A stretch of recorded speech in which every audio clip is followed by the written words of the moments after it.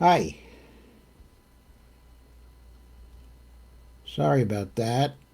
Looks like the camera's a bit unsteady tonight. I'm going to take a little time to share, and I'll be with you in a minute.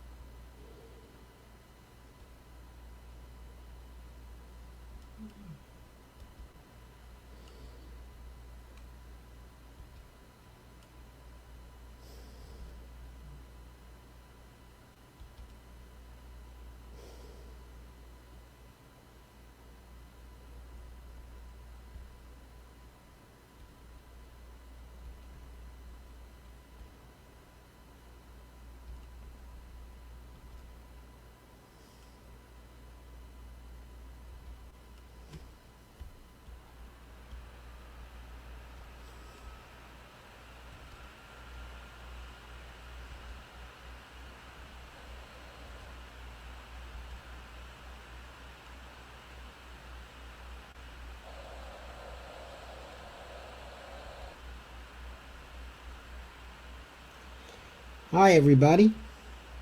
Whoa, nice to see so many of you here. Thank you for coming.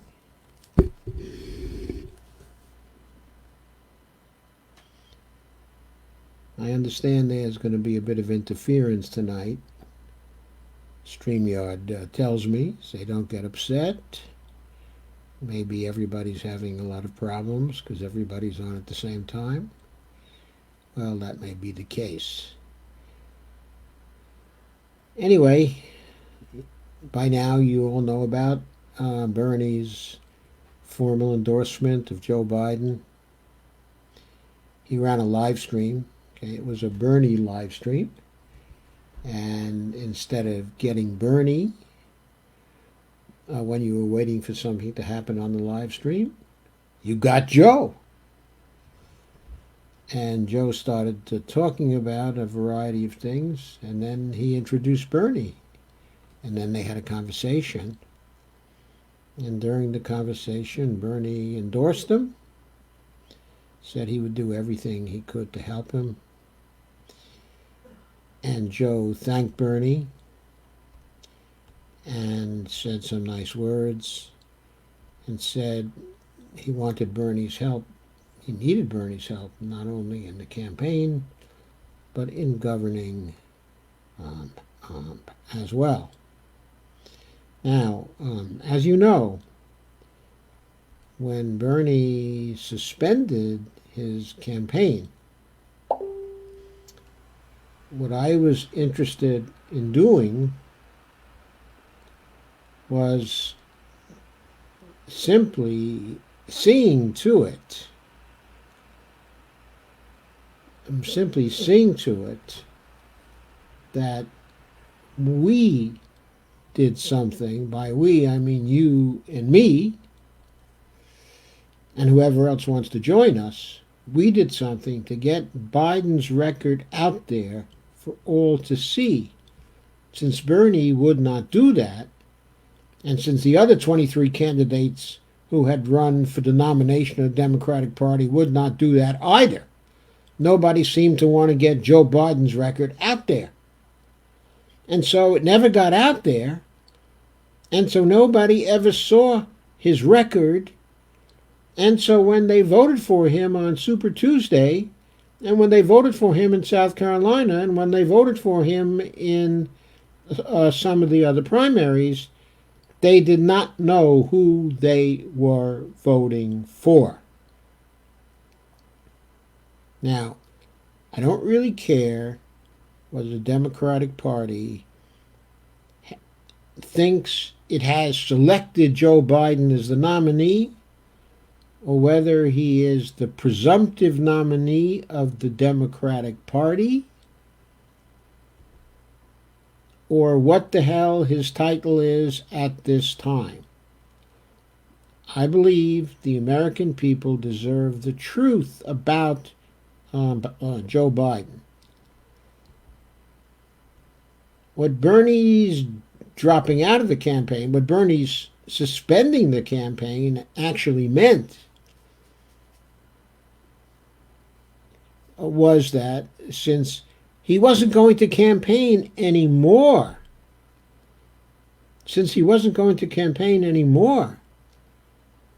he wasn't going to get Joe Biden's record out there.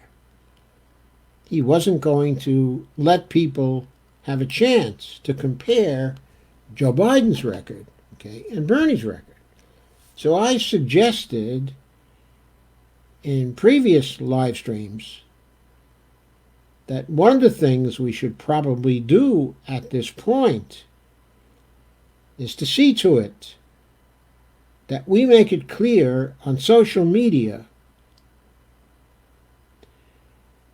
what Biden is really about, what his past history was about, so people could see what they were voting for. Now, if we undertake this, of course, we're going to get all kinds of static from the Democratic bots, from the unthinking people who want to vote blue no matter who. And that's too bad. That's going to be a lot of static. It's going to be unpleasant. But we need to be telling the American people our truth about Joe Biden on social media. Now, the Trump forces will be telling their truths about, their version of the truth about Joe Biden as well. That won't be quite the same as our truth, but we will be blamed as being pro-Trump because we criticize Joe Biden at this time where it will be stated that the choice of the American people is between two alternatives, Joe Biden and Bernie Sanders. However, I'm sorry, between Joe Biden and Donald Trump. Freudian slip. Okay. I don't think that is true yet. Joe Biden is not the nominee of the Democratic Party yet. When the convention happens, he may become the nominee by acclamation on the first ballot. That may be so. But right now, he is not yet the nominee of the Democratic Party. Right now, there is no nominee of the Democratic Party, officially. So we need to let the Democratic Party know, and the base of the Democratic Party know, who it is they're nominating in terms of the record he has had and the decisions he has made in the past, what he has favored, what he wants to do. And of course, we also ought to tell him what he says he wants to do now. It's only fair that we do that. It's only fair that we tell people what he's doing now. But of course, while we tell them that, we also have to tell them how frequently he hasn't told the truth in the past. And that while his relationship to the truth is certainly not as problematic as Donald Trump's, it still is reasonably problematic. And there is an awfully big issue in my mind as to whether we want a president whose relationship to the truth is as problematic as that relationship has been for various presidents, going all the way back, in my mind, to Jimmy Carter. I don't think we've had a reasonably honest president but since Jimmy Carter. And before that, well, maybe Dwight Eisenhower was a reasonably honest president. He was not my favorite at the time. Harry Truman was a reasonably honest president. He sort of let it all hang out. But we haven't had a whole lot of honest presidents in our history. That has not been the major virtues of too many of our presidents. On the other hand, it seems to me to be a requirement that's fairly important when you want to live in a democracy, that your leaders tell the truth, at least on most occasions, and that you can trust that they believe what they are saying. I have a problem with Joe Biden on that score, as well as on his past behavior in major issues. I feel a responsibility to get that out to the American people at this time. Okay, I think that that Biden needs to face the consequences, of his actions, and the DNC and the party needs to face the consequences, of their actions. So the convention is going to come up at some point. At this time, it's scheduled for August. I don't know if they'll move it up to try to quickly get it out of the way now. They would endanger the lives of people if they do that. So maybe they'll stick with August. Maybe they'll even go to September. Whatever. During that period of time, we need to tell the truth about Joe Biden. Then, if they still want to nominate him when it comes to August, let it be on their heads. But I think that we should combine and we should tell other people why Joe Biden is unacceptable to us, as I think he still is. Now, he may be acceptable to Bernie because Bernie has had a personal relationship with Joe Biden for some time, as he's told us. I don't think he was lying when he said that Joe Biden was his friend.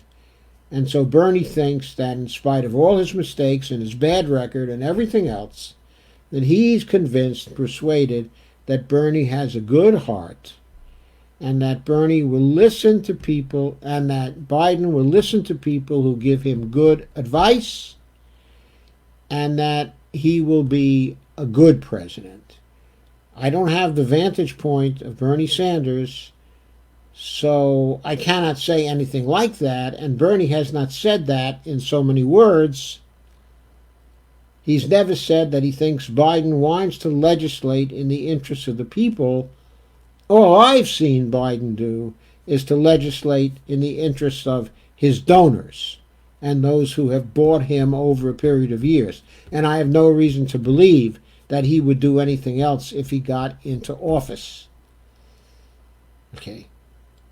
So, what my reaction to Bernie's endorsement today is simply that is Bernie's endorsement of Biden based on his perception and his perspective on Joe Biden, and also his perspective on the need for the Democratic Party to unify against Donald Trump, because the threat of Donald Trump is so serious.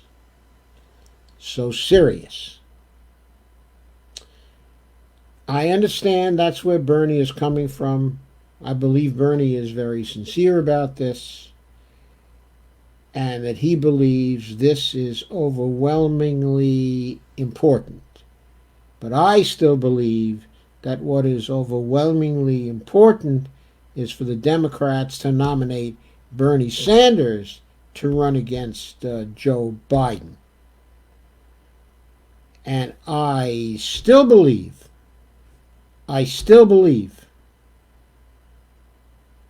that if the Democratic Party is faced with a polling collapse of Joe Biden as of the time of the convention, that at that point they will look to the person who looks like, based on the polling, that they can beat Donald Trump. I don't think they'll go with someone they think is a sure loser. Now, I'm aware that there are many people, very smart people, very savvy people, who believe the Democratic Party would rather lose to Donald Trump than have Bernie Sanders at the head of the Democratic Party. I know people believe this, and I know there's a lot that suggests that they would prefer to have Donald Trump. But I think that when it comes time to nominate somebody, they're not going to nominate somebody that at the time Donald Trump is beating by 15 points. If the polls aren't fairly even with Donald Trump, comparing Donald Trump to someone they might want to nominate, like let's say Andrew Cuomo, okay, or somebody else. Okay. I think unless the polls are fairly even, they're not going to nominate that person. If August rolls around and the polls are still showing that the specific Democrat who can beat Donald Trump is still Bernie Sanders, I think at that point the party will give in and will go with Bernie Sanders, because they won't want to be seen as nominating a loser. If they nominate someone who looks like a loser at the time they nominate that particular person, they will have to bear the blame for that. It won't be Bernie's blame. It won't be on him. If they want to blame Bernie, they would do better to nominate Bernie and then not support him and let him lose and then say, see, we told you so. He really wasn't the best person to run. Maybe that's the way they'll play it. But they're not going to play it by giving the nomination to somebody who's 10 to 15 points Donald Trump at the time, who's outside of the margin of error at that time.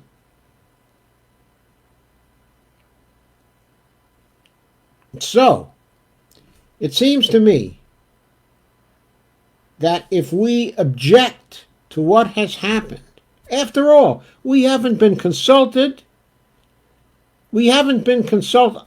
When I say we, I mean the progressives. I mean Bernie's supporters.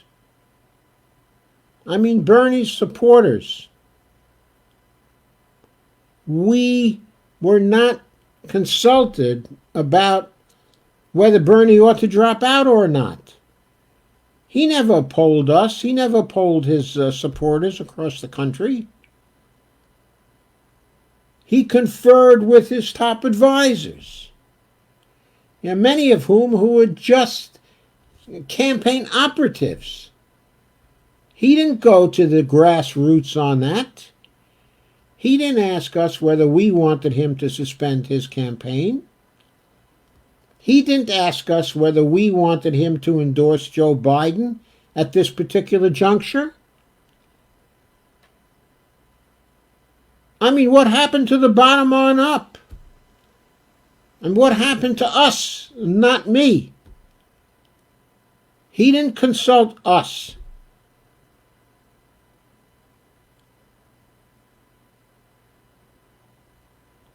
So, he has made his decision. We need to make ours. I think ours has to be. That Joe Biden is just unacceptable. And we are not going to support him. We're going to tell the truth about him. If he can face the truth, if he can overcome the truth, maybe then we'll support him. Maybe he's got good excuses for all the bad votes he's made. Maybe he has good excuses for his lousy record over the years. Maybe he has good excuses for the fact that he tried to support cuts in Social Security on 5 different occasions. Maybe he has great excuses for the crime bill of the 1990s. Maybe he has great excuses for the way he treated Anita Hill in the 1980s. Maybe he has great excuses for supporting the end of school busing, for opposing school busing. I mean, maybe he has great excuses for voting for the Iraq War. Okay, and maybe he has great excuses for advocating for austerity when he was part of the Obama administration. Maybe he has great excuses for supporting the reform, so-called reform to bankruptcy, which prevented people from declaring bankruptcy with respect to credit card debt, which left so many people on the hook for credit card debt, when previously they could have gotten out from under by declaring bankruptcy, which in turn created an incentive for the credit card companies to work with them. That was a terrible decision, not at all in the interest of debtors. Not at all in the interest of debtors. And when has Joe Biden ever really supported the unions, and unionization? I mean, Union Man Joe is just a myth. It's just a myth. It's all a myth. It's not the truth.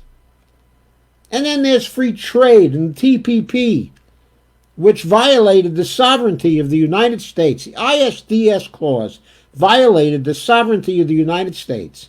There was Joe Biden, all for violating the sovereignty of the United States in the name of giving corporations what they wanted, which was an international court. An international court with lawyers that would decide things more often in favor of the corporations than not. I think we need to tell the truth about Joe Biden, so the Democratic Party doesn't dare to nominate him. That's what I think we need to do. Yeah, I'm having a good day. I mean, um, um, now I'm very disappointed about what Bernie did. I'm very disappointed about his suspending his campaign, and I'm very disappointed about this early endorsement of Joe Biden. I know Bernie felt he didn't have any choice. He didn't have anybody endorsing him. He was all out there alone. In endorsing Joe Biden now, he beat Elizabeth Warren to the punch. She hadn't endorsed Joe Biden.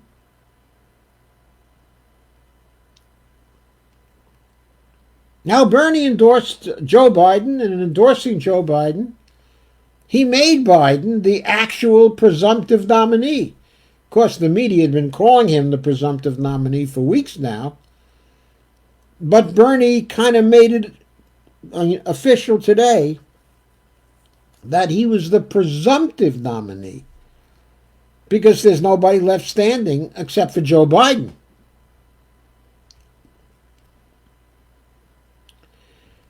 But my point still is we need to get out there and tell the truth about Joe Biden. And then if they still want to nominate Joe, more power to them.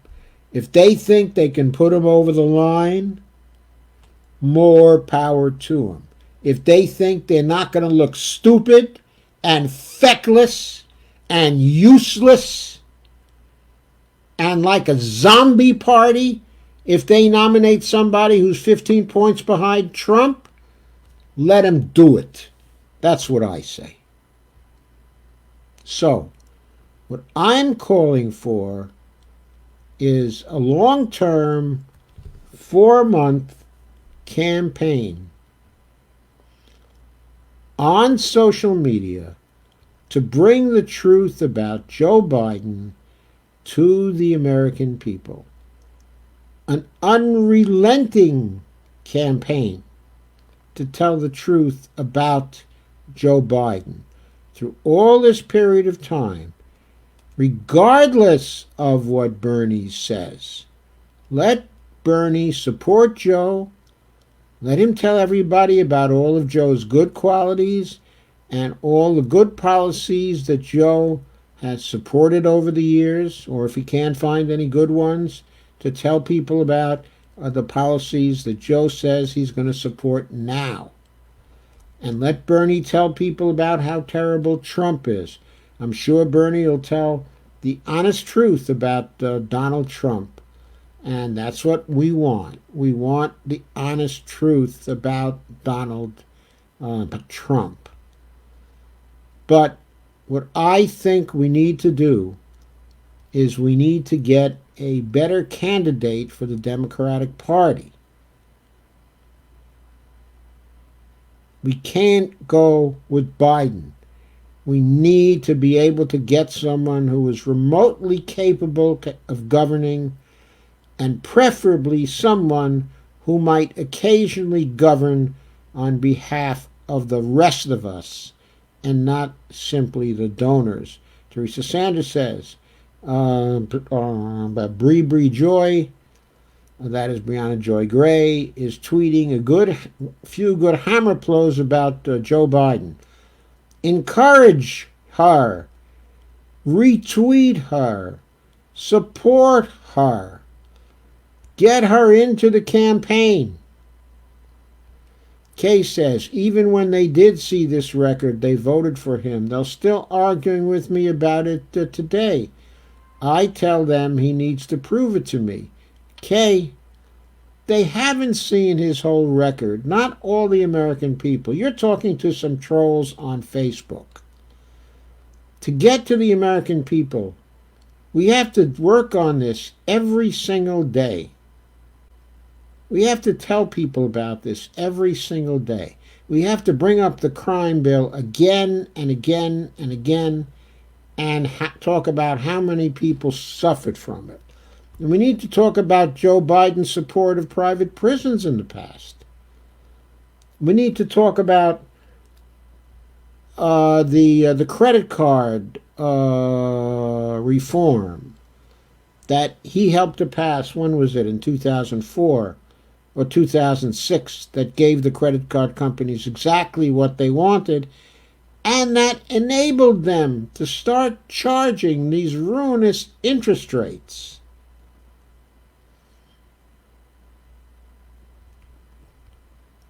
Carmen says, well, I'll tell him, okay, I'm voting for a Smurf then. Kay says, I've been telling people, but they're all DNC sheeple. Don't worry, there are some out there who are not entirely DMC sheeple. Warren Chamberlain says, I am old and tired now. Rick Maynard says, evening all. Kay says, I'm about to join the largest group of people in this country, non-voters, so sick of it all. And Linda Evangeline says, non-voters for the duopoly, but if you vote Green or another party, you still can vote against them. That's what I say. And Kay says, I hope they can get the People's Party going. I think if we get it going, it won't be in time for the election.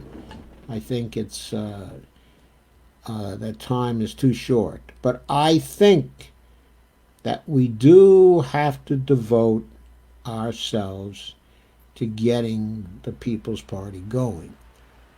And the reason why is we have now had two experiences, two cycles of trying to get reforms done inside of the Democratic Party.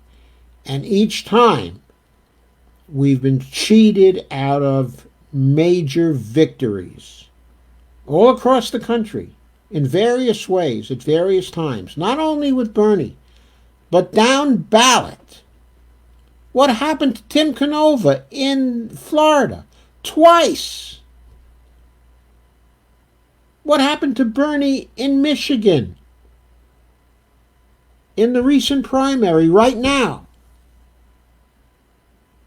They destroyed the ballot images in violation of federal and state law in Michigan and Florida. And nobody is paying the penalty for that. Plainly illegal acts. Nobody is prosecuting. So Linda Evangeline says, my father had dementia. I took care of him for the last 4 years of his life. When he got to where Joe is now with cognitive issues, we removed the battery in his car so he couldn't drive and get lost. Sad, very sad. Well, maybe Joe doesn't have to drive. Maybe by now he's got a chauffeur. I guess he's worth $15 million now. Maybe he can afford a chauffeur. Kay says, yep, I know, Linda. I worked at mental health for many years when it was good, before they closed all the state hospitals back in the early 80s. And Lana said, what about these 6 points that that Biden has appointed Bernie to oversee? I think we need more info on this. I didn't catch that he actually appointed Bernie to oversee them. He said that 6 policy groups were being formed in which Bernie's people and Biden's people were going to collaborate. And these would be in the areas of immigration, health care, criminal justice, the climate emergency, economics, and what was the 6th area? Might have been the pandemic. I have to review the 6 areas, but there weren't 6 points. There were 6 areas. They're supposed to have task forces in all 6, of the areas. Clearly, it's likely, well, hopefully, it's likely Stephanie Kelton will be on the economics task force. I hope. And hopefully Naomi Klein, and also Bill McKibben, perhaps both, will be on the climate task force. And maybe David Sirota will be on the education task force. I don't know. I don't know how they're going to try to co-opt Bernie's people. or who they're going to use. There are connections between the MMT people and the Biden people. Uh, Specifically, Jared Bernstein is probably going to be around here somewhere, and I think Stephanie has been friendly with him for some time, and he's by now had a good bit of exposure to MMT.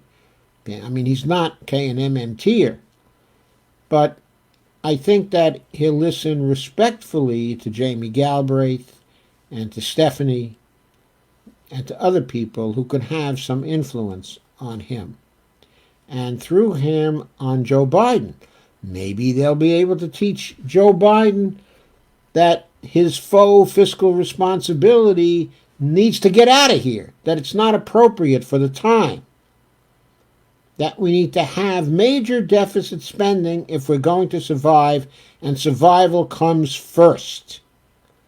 And we don't have to worry about the debt. If Joe Biden is so worried about the debt, we can have overt congressional financing, or we can have trillion-dollar coins.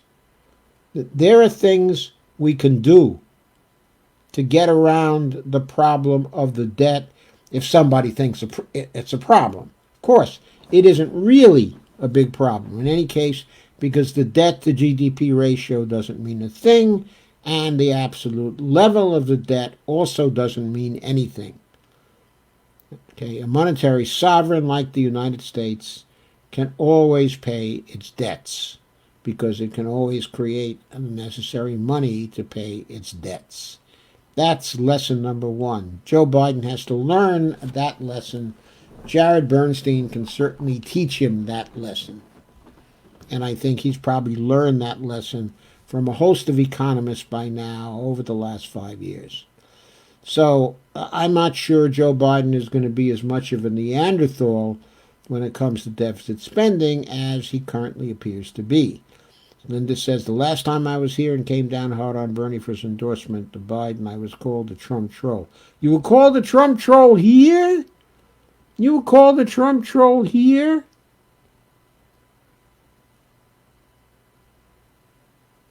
I don't think I ever called you a Trump troll at all, Linda.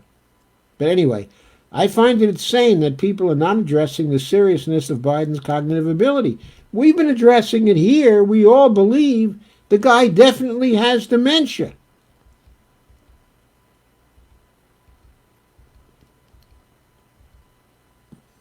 One of the reasons why I want to tell the truth about Joe Biden is because the truth includes his cognitive incapability.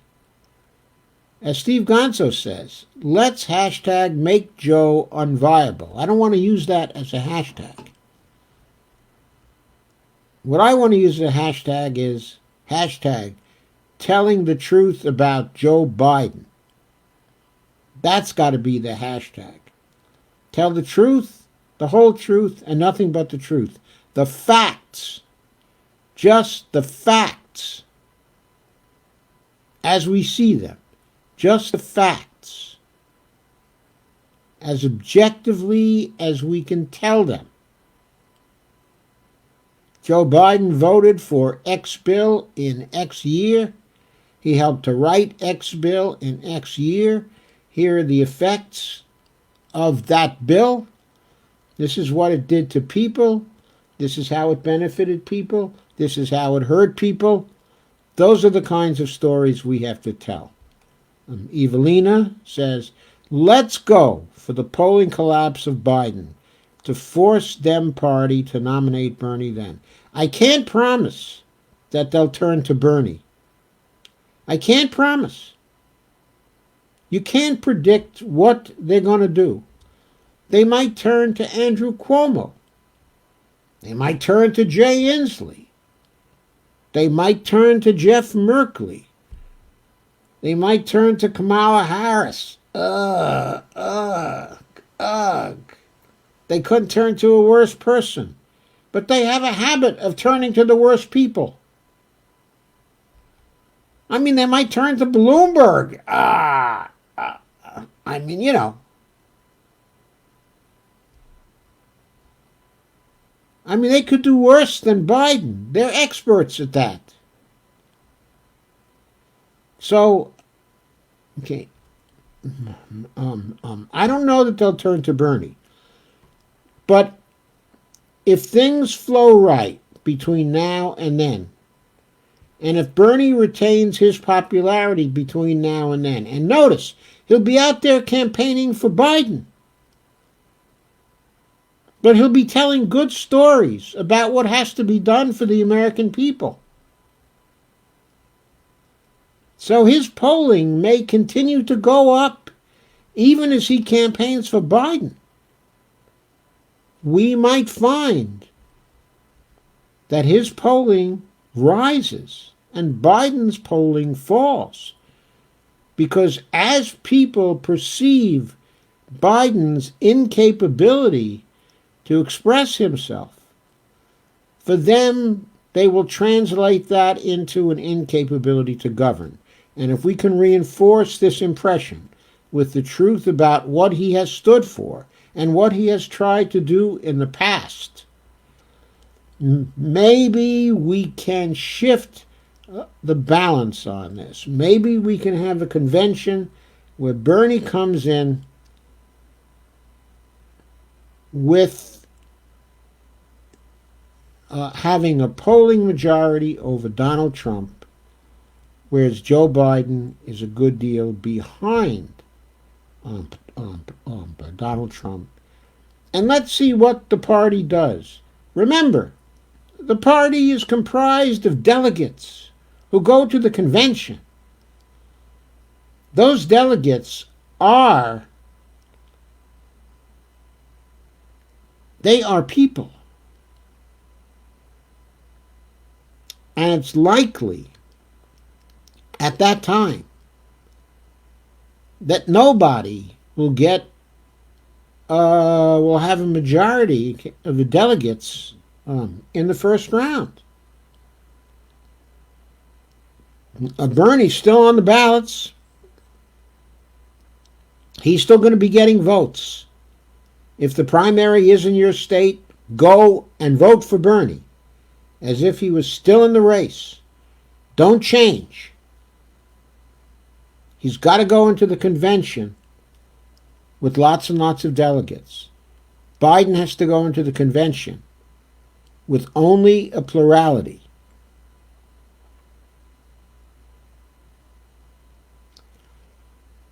So keep on acting that way, as if Bernie is in the campaign.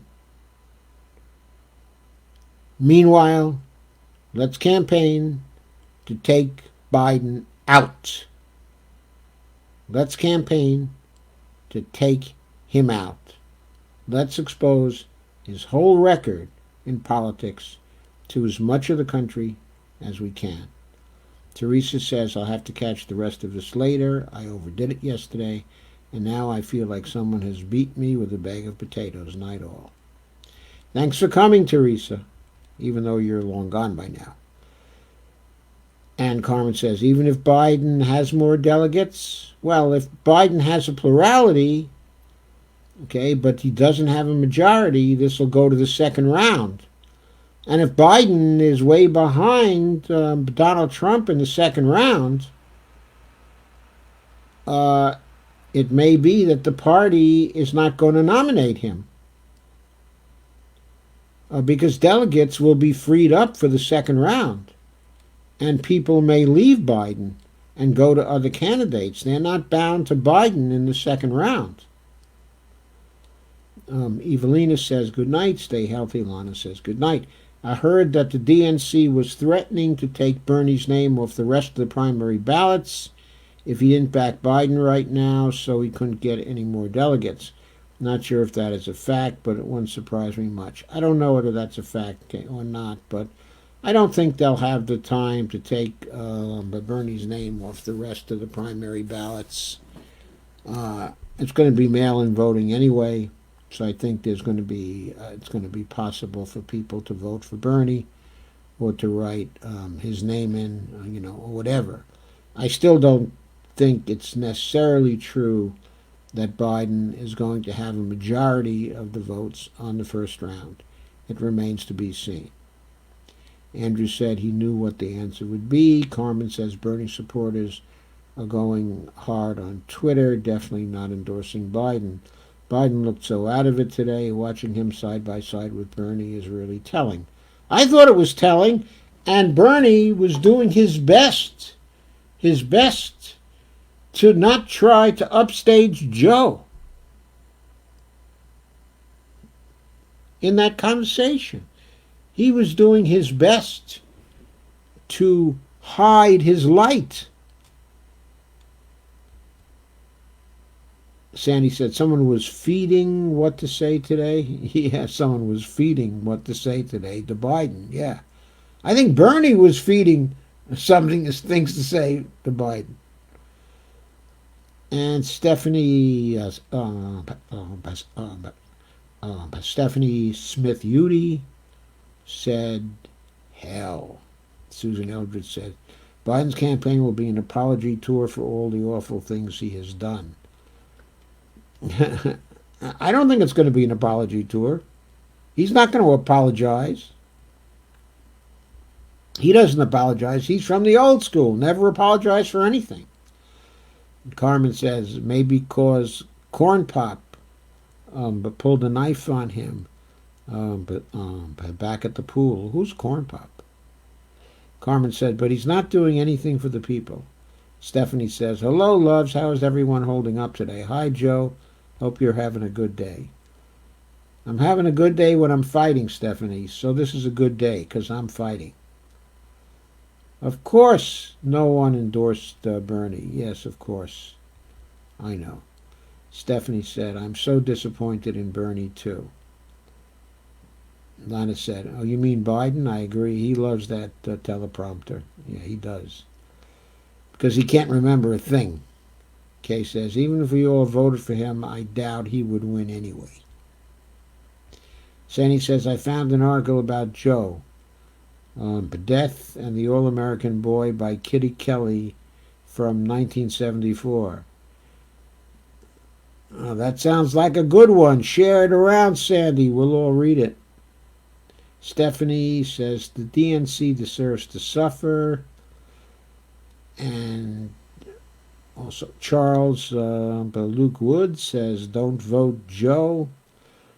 Evelina says, I'm with you, Dr. Joe. Brilliant advice. Well, thank you, Evelina. I don't know how brilliant it is, but I think we got to try. We got to take Joe out. He's not ours. We don't want him. He's unacceptable to us. He's unacceptable to the progressive wing of the party. That's all there is to it. The main party has to learn the lesson. If they keep on nominating people who are unacceptable to the party, they're going to lose. They're going to lose. And eventually, they will lose all their credibility as a party, and they will lose their party. I know right now the consultants want to keep their deal flows, and they're mainly concerned about their own well-being and their own deals, and they want to have a Democratic Party that they have great influence in and maybe control. And I know that's what is motivating them. But that party is going to be worth nothing to them if it never wins. If it never wins, it won't be worth anything. If there's a third party that starts winning,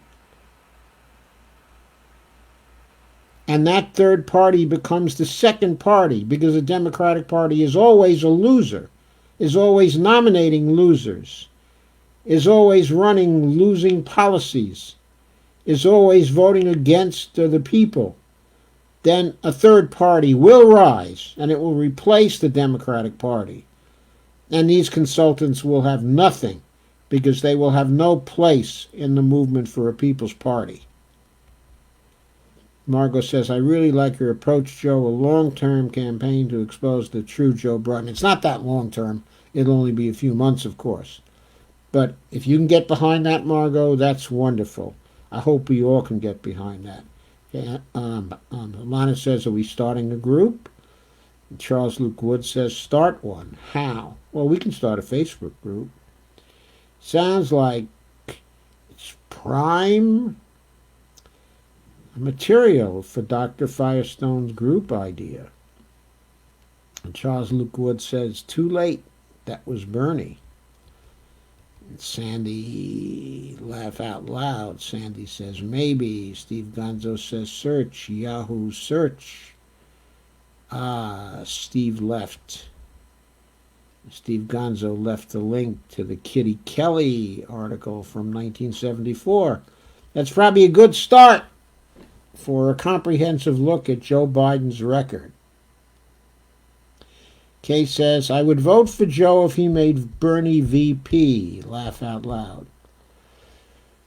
I might vote for Joe if he made Bernie VP, but it would also depend on what else happened, what other considerations happened, because the other considerations are important as well. Sorry, I blacked out there for a minute. Had nothing to do with me. I just heard this bop bop, and then I was off camera. Have no idea what happened. I then hit the start cam button again, and here I am. So, and Charles said, if he makes Bernie VP, I'll vote Joe. And Kay says, no, I'm not talking to trolls, Joe. And Evelina Pont raised her thumbs up. And Charles Lookwood said, no, not a Bernie for VP group. No, not a Bernie, no, Charles. This has to be just for the purpose of lowering Joe Biden's polling, of making it clear to the Democratic Party that their most electable person is in fact unelectable and was always unelectable. Why do I say always unelectable? Okay, because electability is not about winning the Democratic primary. It's about winning the general election. And Biden was always unelectable. How do we know? Because we know Trump will start smearing him, not smearing him, actually calling attention to his record. He'll smear him too, but he's calling attention to his record. Sandy, please share the list of articles. So, if we're calling attention to, if Trump is going to call attention to his record and use that as the basis for ads, Trump has already released one very sharp ad, a very sharp ad, bringing pieces of Biden's record, right there, based on Biden's record, making Biden look stupid. Okay? We can help with that. We can do much more. Ginger says we also need to fight for election integrity along with the new party. We need to walk and chew gum at the same time. These need to be twin issues. Okay, I completely agree. I'm not saying we should not work for key issues. We got to keep working for Medicare for all. We have to keep working for a Green New Deal. We have to keep up the issues work. We have to do all that. But this special thing about bringing the truth about Joe Biden to people, that's a special activity. It's got to go on with these other issues in parallel. I'm not saying give up everything to do that. I'm just saying bring the record. In other words, learning the record, okay, and being able to say what the record is a small part of the job. The rest is tweeting about it each day, making statements about it each day, getting into wider and wider social media circles by simply stating the record. That's what we have to do. But that's not going to eat up all our time. We'll have lots more time to work on the issues that we know are the most important ones. The most important ones are, of course, getting out of the coronavirus situation, the Green New Deal, okay, and Medicare for all. The federal job guarantee, student loans. We know what the most important issues are. And if we ever have to be reminded, all we got to do is go to Bernie's platform. They're there. They're there. We know what the important issues are to fight for, and we got to keep on fighting for them. But we also have to expose the truth about Joe Biden to the American people. I'm at the point today, if people give me grief, I'm blocking them. I am sick of people putting me in FB jail, so now I am turning the tables. Let them sit in FB jail for taking away my right of free speech. Well, I couldn't agree more. We got to do that. If we got to do that, we got to do that. Kay says, Biden said he will pick a woman for VP. He said that before. He may change his mind. He may change his mind. He's going to have to decide whether gender is more important, whether gender identity is more important, or whether picking someone as VP who might actually help him to win the election. Does he really think that Stacey Abrams or Elizabeth Warren is going to help him to win the election against Donald Trump? Or Kamala Harris is going to help him to win the election against Donald Trump? Harris, the very woman who allowed the current Secretary of the Treasury to become Secretary of the Treasury by failing to put him in jail when she was the Attorney General in California? Does he really think that woman is going to help him to beat Joe Biden? Yeah, Jesus. Susan Eldridge says, task committees sounds like another way to not do anything. No, it's what the task forces are about is this. Bernie has a platform and Biden has a platform. Biden wants to put together a platform that may attract some Bernie voters and some Bernie people. He knows he doesn't have any people on his campaign who can do that. So he needs to have the brains on Bernie's campaign combined with the people on his campaign to arrive at positions that hopefully young people will find attractive. In other words, things, he wants people to form some policies that offer things to people 45 and under, because Biden knows he got blasted by the people 45, and under.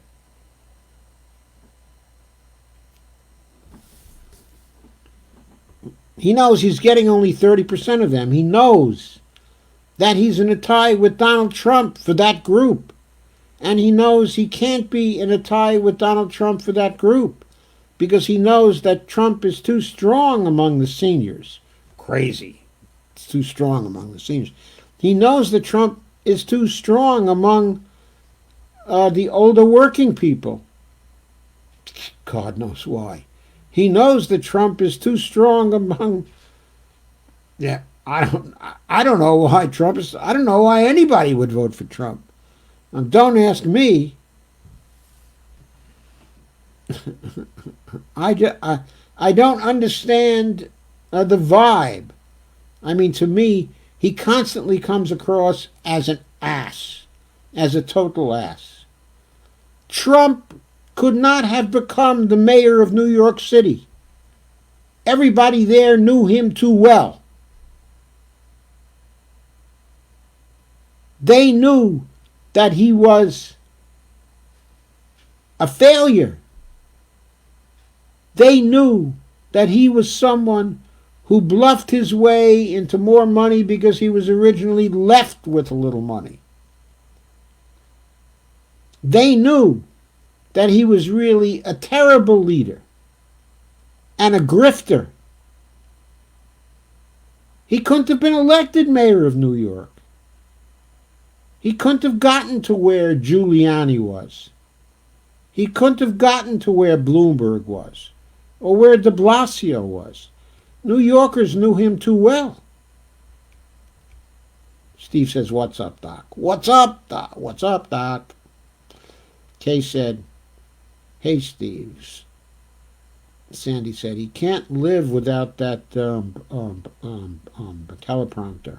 I don't care about that so much because he's always going to have a teleprompter. Though, not when he debates Trump. I mean, Trump's going to make a monkey out of him in a debate." Susan says, "I doubt Biden would hire Kelton. He will pick a neoliberal economist. He would probably pick Jared Bernstein. And it may be that Jared would hire Stephanie." I'm not saying Biden directly is going to hire Stephanie. I don't think he will. But I think if he hires Jared Bernstein as the chair of the Economics Council, then Jared might want to have Stephanie Kelton on the Economics Council. Because I know Biden will give a free hand to Jared to pick his economists. And that's how Stephanie could get in. Lana said, "That's what I mean, 6 areas. But do you see any good coming out of that?" Well, what I see is that at the end of that process, Biden's platform and the Democratic platform after the convention might look a lot better and be a lot more attractive. I even see the possibility they might come around to Medicare for all, because I think the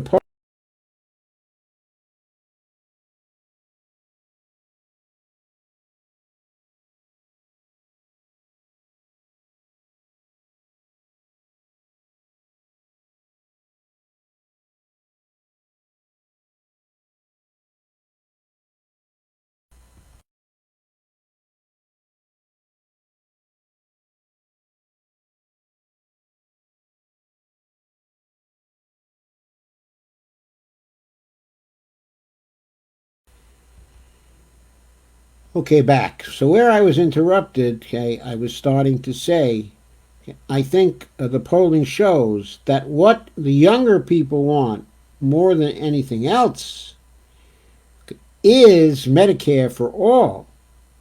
And I think that if someone can explain to Joe Biden that Bernie's Medicare for all program is also marvelous for seniors, it gives a great deal of financial advantage to seniors that can help Joe Biden to get more popular with seniors, which against Donald Trump he's going to have to be, because for some reason, which I don't understand, okay, as I indicated, there are still a lot of seniors who like Donald Trump. And even though Biden's strong group is seniors, it's all competitive and not necessarily against Donald Trump.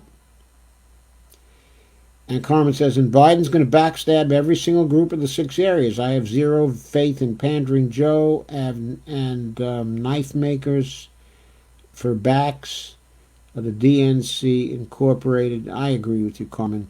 I would not, in other words, a platform generally is garbage the day after the convention. Usually nobody even runs on the platform. Nobody even runs on the platform. But still, it's going to be a platform which would be more attractive and would give Joe Biden a better chance to win. But that won't change the fact that as of convention time, before the platform is voted on, before it comes into force, Joe Biden may have lost a lot in the polling. He's falling in the polls right now. Now we'll see if Bernie's endorsement gives him a spike in the polls. But he's been falling.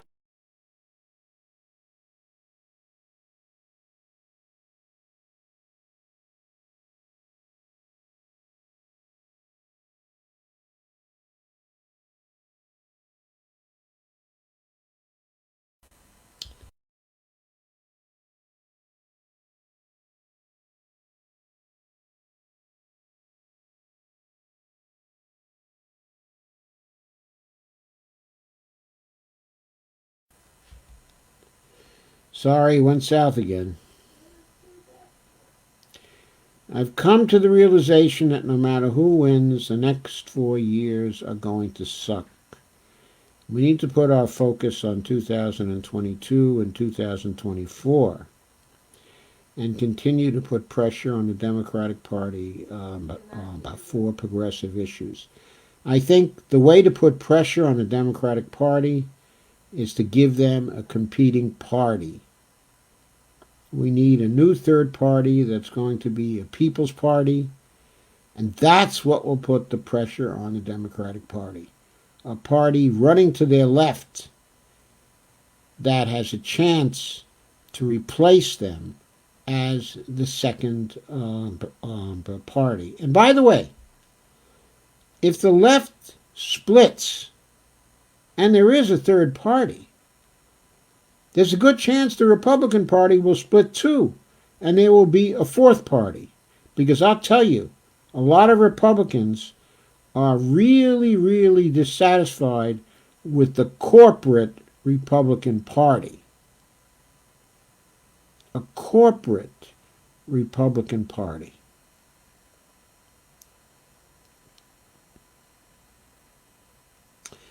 Susan Eldridge says, why task committees? Why not just write up the proposals? But task committees are a farce.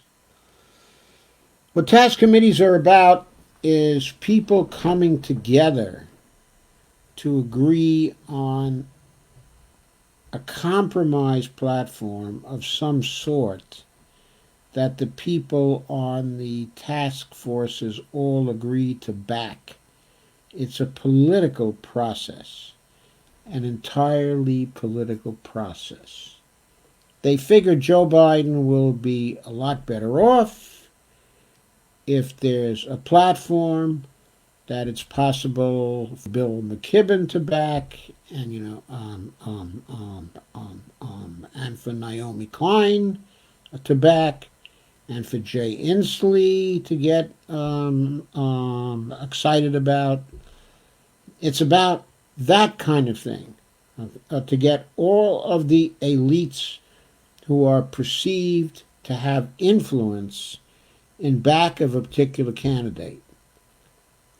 What it serves as a way of giving people a seat at the table and making them feel like they have some influence and making them feel like there was a fair bargaining process which arrived at the positions that the party is going to take.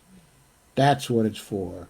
In the context of a party and a party platform, it's really inevitable that that's what's going to happen. Of course, the president then proceeds to run on what the president wants to run on. Carmen Muniz says, what woman in her right mind would want to be Biden's VP? Well, Biden's an old man. He's not going to be doing anything strange during the next few years. I mean, I think he has enough trouble just going home and eating ice cream with Jill. Anyway, Steve says, Doc, have you seen the latest Jimmy Dore show at The Economist? It's really good. You should watch it. Thank you, Steve. With which economist?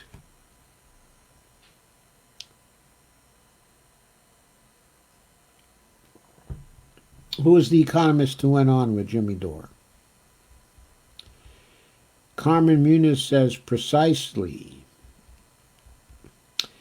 Ginger Durant says, I think Joe Biden doesn't care about using MMT for the common good. He'll be doing whatever he's told by his handlers. The question is, who's going to be his handlers? Who's going to be his handlers? I don't know. Kay says, I'm running out of years. Old bag that is fed up. Steve says, me too. Are you running out of years too, Steve? And Charles says, there's a Bernie for VP group. Well, there may be a Bernie for VP group, but I think that group is going to have zero influence. I think Biden is going to select as his VP the person that he thinks is going to help him to win. Now, maybe he doesn't want to win. Maybe he'll select for VP the person his handlers say is his best choice, okay, for VP. I mean, that could be. But if Biden doesn't want to win, why the hell is he in this race? What does he get out of it? I mean, I think what Biden is doing is he's fulfilling a promise to his son, who told him that his country needed him. His son, on his deathbed, is reported to have pleaded with Joe to run for the presidency because the country really needed Joe. If that's the truth, and that's why Joe ran, then it means Joe wants to win. So he's probably going to select the vice president who would be most likely to help him to win against Donald Trump.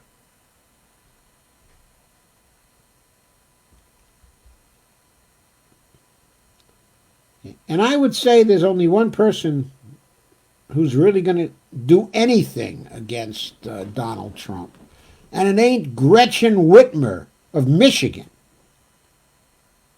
Frankly, he'd be better off with Tulsi Gabbard any day in the week. She can take Trump down in a paragraph. Steve Wolfbrand shared. Rick says, Biden has already hopped on the open the country bandwagon. Oh, you mean to open up the United States again? Start business going? And start getting people killed? If he's really getting onto that particular bandwagon, that's a good way to lower his polling. A real good way to lower his polling. Because if they do it too soon, there's going to be another wave of COVID-19.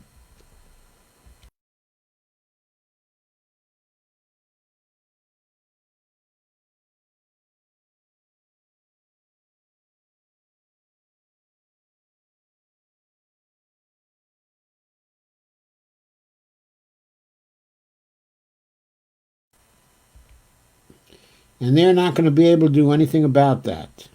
There's going to be another wave of COVID-19 if they open up too soon. Kay says Cuomo would be just as bad. He'd be just as bad, okay, or worse. I don't think Cuomo would be as bad as Trump. I really don't think so.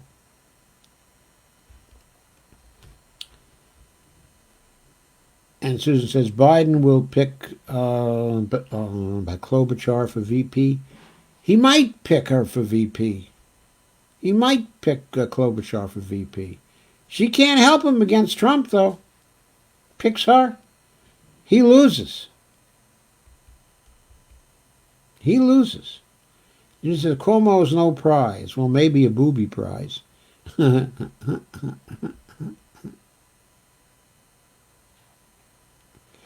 And Rick Maynard says, hell, Bloomberg's buying out Biden and the DNC, I know. And Russell says, but hey, Bloomberg has an organization. He doesn't have an organization with any mass support.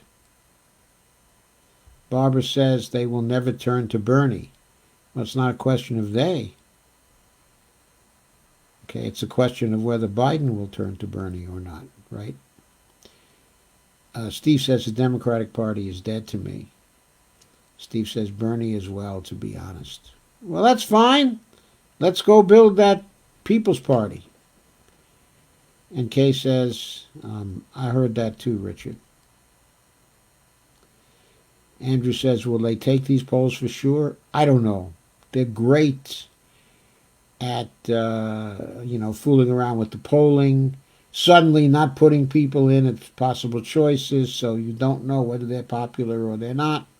So I don't know whether they'll take the polls. They may just, from now on, just simply stick with polling Trump versus Biden, Trump versus Biden, Trump versus Biden. But some people might run polls Trump versus Biden, Bernie versus Biden. Still, some people might pay for those polls. And of course, it's what they pay for. It's what they pay for. You know, if Nate Silver wants to have a good time,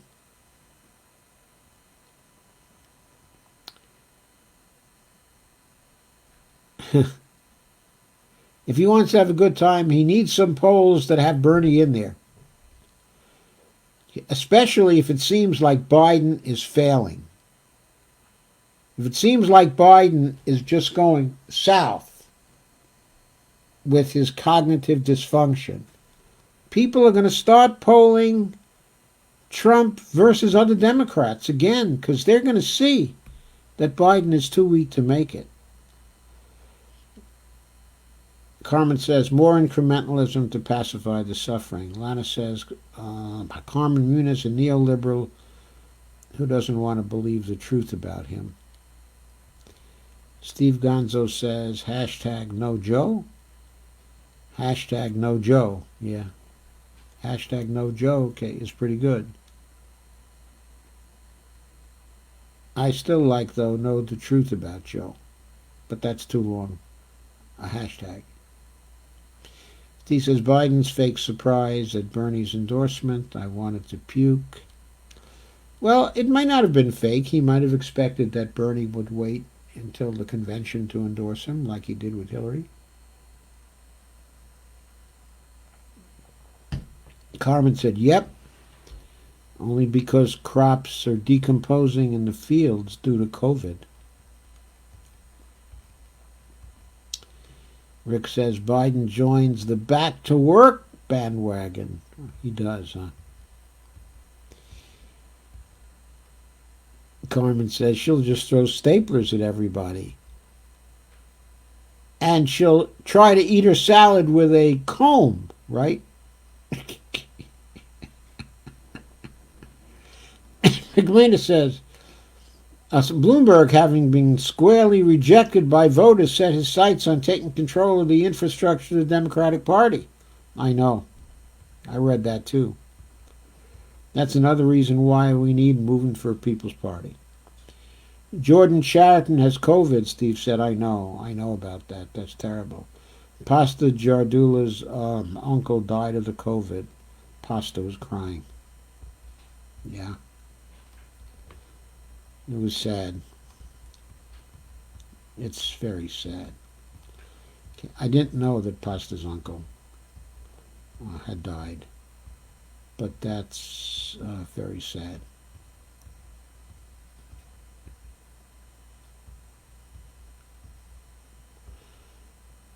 Oh, I don't think that Mark Blythe is actually an economist. I think that by education, he's a political scientist. He's very good, and he does a lot, okay, in economics. It might be more appropriate to call him a political economist, but okay, he's not an economist, if I recall correctly, okay, by education.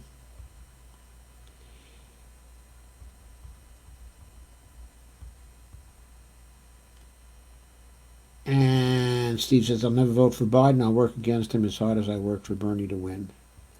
Well, I agree. And Kay, I think 3 times. And Medicare for all and Essex expansion would give me freedom to have a life. I agree, Kay. I completely agree.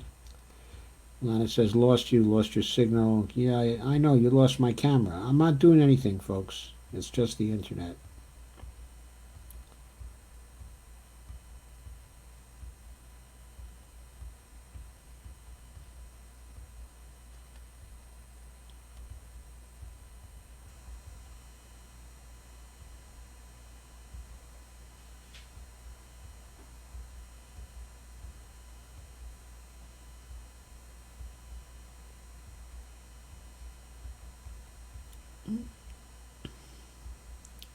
Don McCaslin says Trump will wipe the floor with pedo Joe Biden. Gee. Did you see Trump's new attack ad on Biden? I did. It was a it was a very slick ad. Steve says we'll be in a major depression by November. Are you kidding? We're in a major depression now with all of the unemployed. We'll be in a major and we're not done. I mean,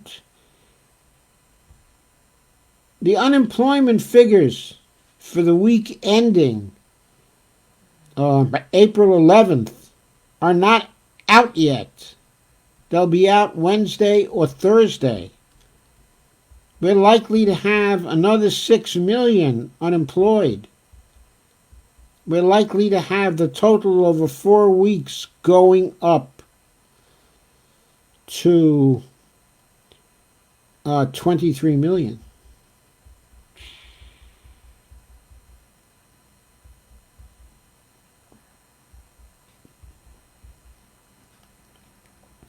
Lana says, I agree Bernie was doing all the work on that live stream. Carmen says he just forced austerity legislation through the epicenter pandemic out of New York.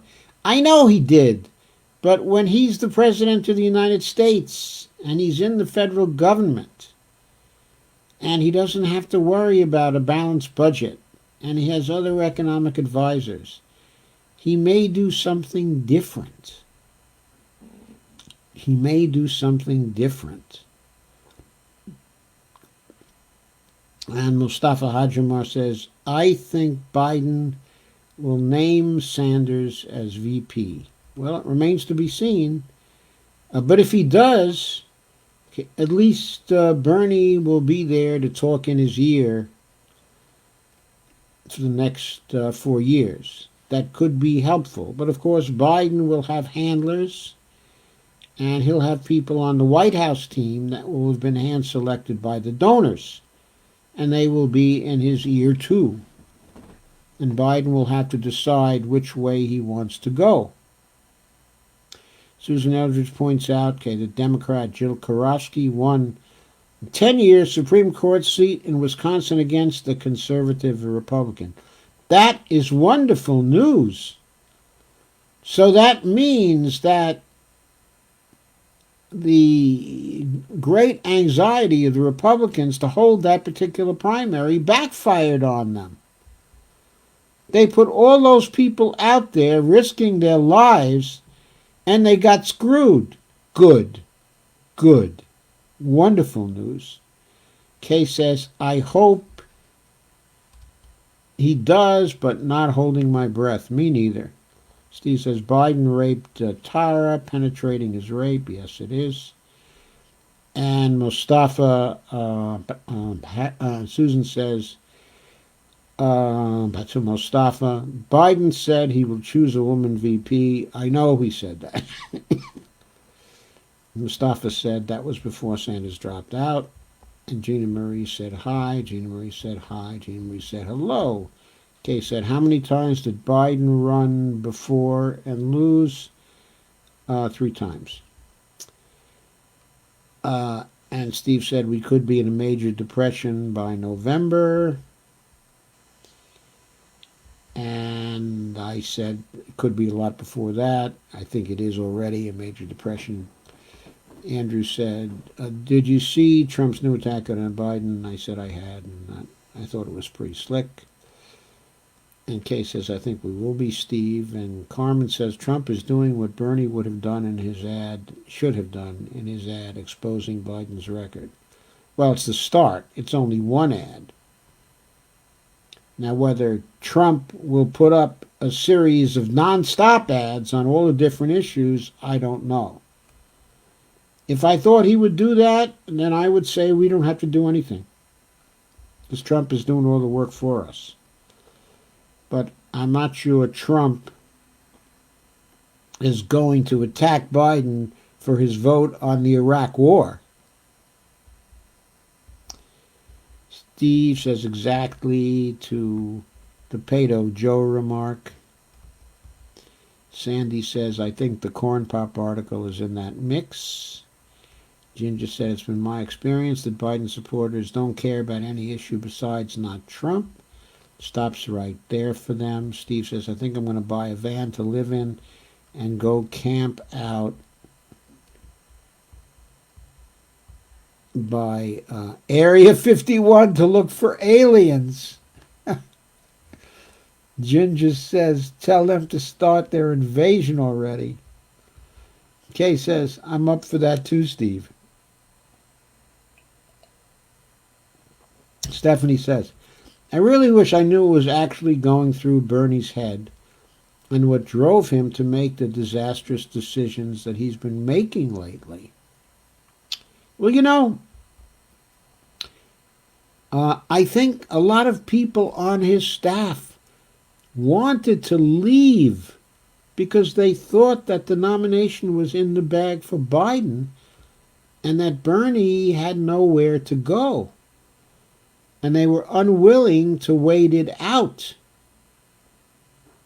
They wanted to try to secure positions in the Biden run for the presidency.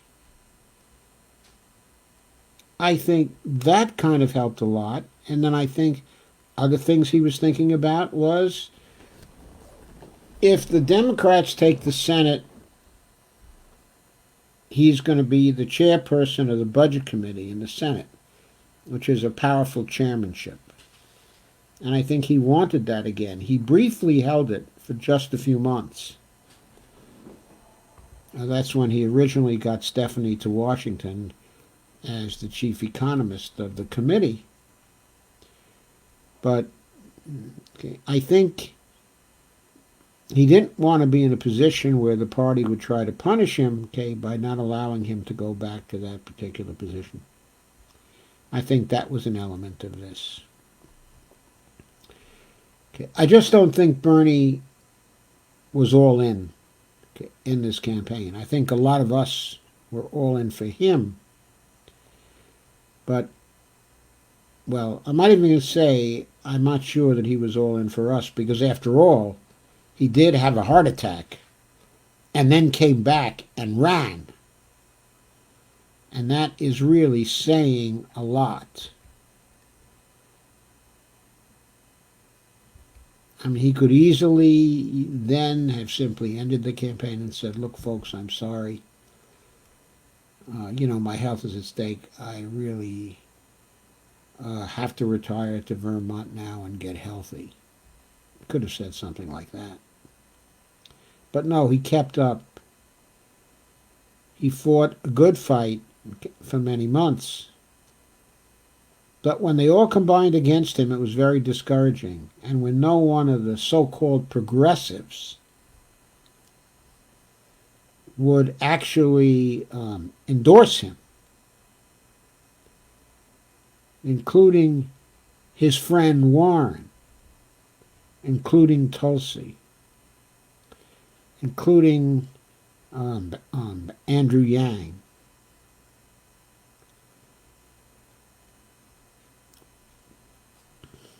I guess he decided. And then, of course, there was the coronavirus. He didn't have his rallies anymore. He didn't have his ground campaign anymore. Those things were taken away by the coronavirus. And one of his big advantages was the ground campaign and his volunteers. He probably figured, what good are 1 million volunteers if I can't put them on the ground in state after state after state? After Super Tuesday, he couldn't really put them on the ground. It was too dangerous. He wasn't able to put them on the ground in Washington, which was one of the first states to have a real serious problem with the virus. So there was that. Sandy says, in 1987, he ran for president for the first time. He quit the race after it was revealed. He incorporated into his speech as parts of a speech by British Labour Party leader Neil Kinnock, falsely referring to ancestors of his who worked in the coal mines. Yes, he plagiarized. He plagiarized. Then it was found out that he plagiarized when he was in school also. In speeches throughout the 80s, he repeatedly claimed to have marched in the civil rights movement and cited Bull Connor. Yes, and of course he never did any of that. Sandy says the Corn Pop article is in that mix, I think. Steve said, right. And he worked with segregationist senators in opposing school busing, like Strom Thurmond and James Eastland, the total Neanderthals of the Senate. And they called him son. And he liked that. Oh, God. Like Joe Rogan said, I'd take Trump before Biden. Not that I intend to vote for either.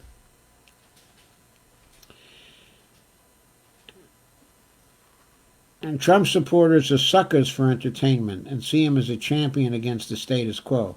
So when he fires people on Capitol Hill, they think he's doing that because he, quote, don't see them, quote, so to speak. Lana says, lost you. Russell says, lost your signal. Carmen says, oh, hell no, not again. Kay says, Medicare for all and Social Security expansion would give me freedom to have a life.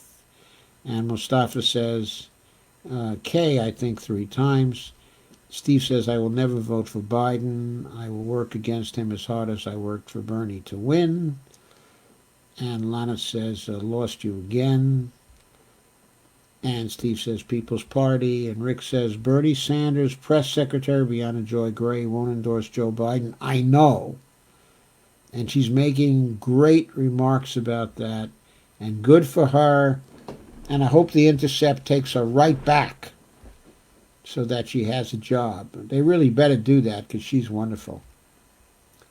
Sandy says, I put the article on this feed on my computer, but they're not showing up on my phone. So let me know if you see them. Haven't seen them yet, Sandy, but thank you. And Stephanie says we have time for a third party to rise over the next 2 to 4 years. Yes, we do, especially since social media can help a great deal. We just need to keep the left from turning on each other. Okay, by right now, that's a problem. I don't really see it as a problem, so much as a problem. What we have to do is go at it with an attitude like, whatever people decide to do on the left, okay, it's up to them. We have to treat everybody as if they've reasoned this out and they have good reasons to do what they're doing. They're entitled to their opinion. They're entitled to their vote. They're entitled to decide on what they wish to do. Sam Hollenbeck says Mark Blythe was on Door. Yes. Ginger says The Economist was Mark Blythe. Mark Blythe, not in material, I like him, but we should point that out. Now, he was recently on somewhere. He was on a panel with Stephanie, and they were the only 2 people on the panel. And it was an interesting conversation. There's a video on that somewhere. Kay says he kept telling people to vote for someone else. I wondered then if he really didn't want to win. Yeah, Joe Biden. Yeah, that was awfully strange, wasn't it? And Mustafa says Bernie will help him to win. And Carmen says Biden is probably just a placeholder for Buttigieg, who also only suspended his campaign, if I remember, right? No, I don't think he's a placeholder for Buttigieg, because Buttigieg,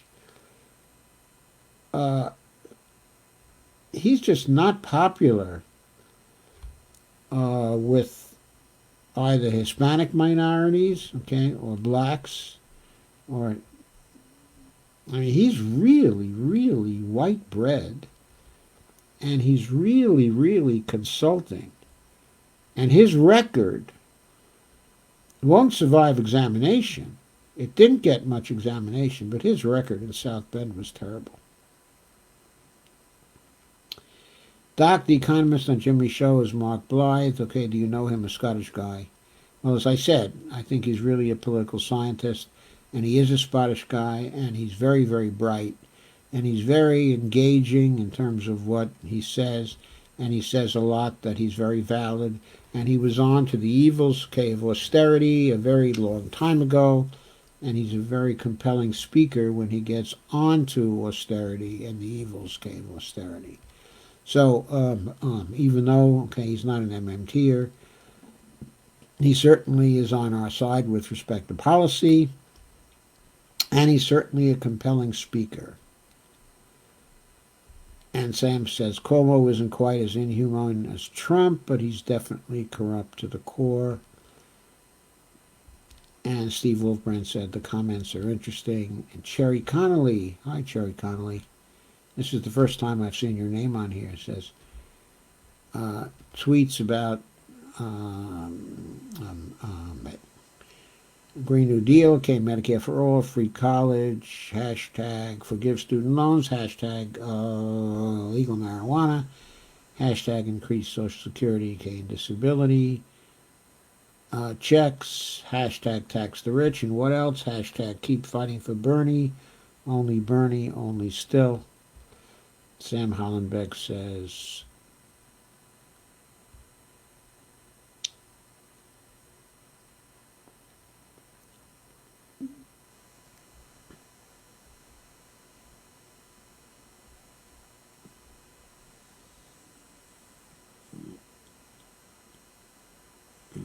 Sam asked me what I'm drinking.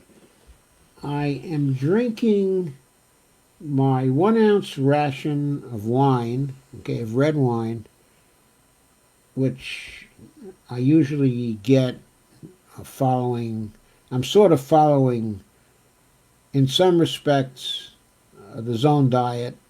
In other respects, I'm following something called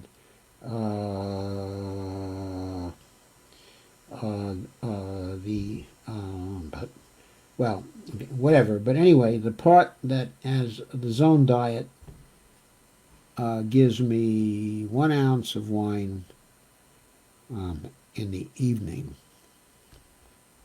Actually, it originally gave me 4 ounces of wine, but I've cut back on the wine because I was trying to budget. And so now we have 3 ounces of wine at dinner and 1 ounce of wine, okay, at 9 o'clock. And that's what I've been nursing for this whole broadcast is my 1 ounce of wine. Steve says, why does Steve Gonzo not know how to spell his name? Of course he knows how to spell his name. His name is Steve Gonzo, Steev. And Joanne says, homelessness will rise dramatically soon, probably. Sandy says, I have not seen it. Andrew Heller. Steve Oldman said, always smart peeps on this stream. Carmen says, good points, Dr. Joe. I totally forgot that Cuomo is operating on a state and local budget. I stand corrected. I think Cuomo is a very political animal, and I think that Cuomo would like nothing better than to be a presidential hero. I think that means something to Cuomo. I think Andrew Cuomo wants to, in the end, eclipse his father.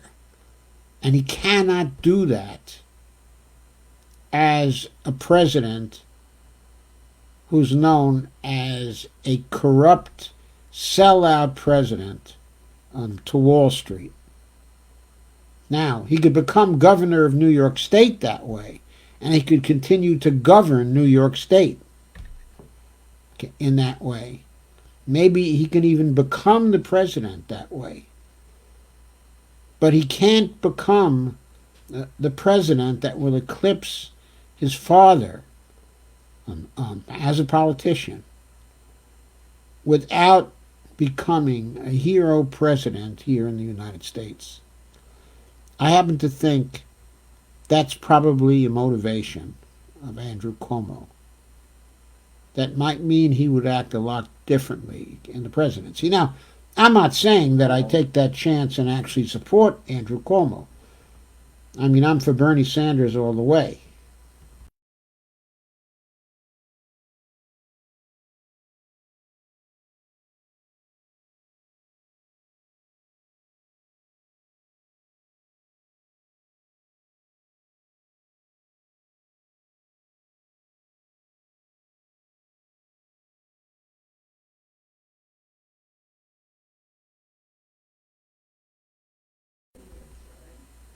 Okay, I'm back again.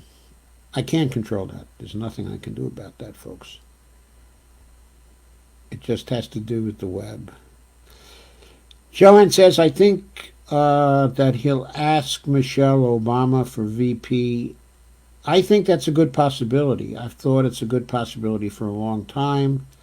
Steve Gonzo says, plausible deniability. Sam says, what's frustrated me about Cuomo is that he keeps trying to do Bernie light policies, Excelsior scholarship on his state budget. Then when it's not quite what Bernie supporters really want, people can say, well, it's proven unaffordable. But when he's in the presidency, of course, he won't be able to say that. He won't be able to say that. Russ says, I need to call it a night. Interesting talk tonight. See you again soon. Thank you, Russ. See you again tomorrow. Sam Holland, oh my God, the party base will eat that up. And Steve Wolfbrand says, good night, sir. Good night, Steve. Don't call me sir. Call me Joe. And Stephanie says, thank you for your answering me, Dr. Joe. Your opinion and advice is invaluable. Thank you, Stephanie. Steve says, she's a man. Every time Michelle is mentioned, Steve says, she's a man.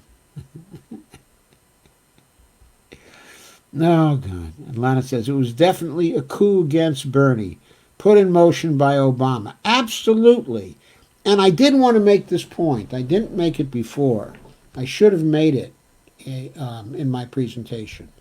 But one of the most important things that we can do in this campaign concerning telling the truth again concerning Joe Biden, exposing the record of Joe Biden, is in the process, we can also try to begin to tear down the myth that Obama was a good president, okay, or a great president.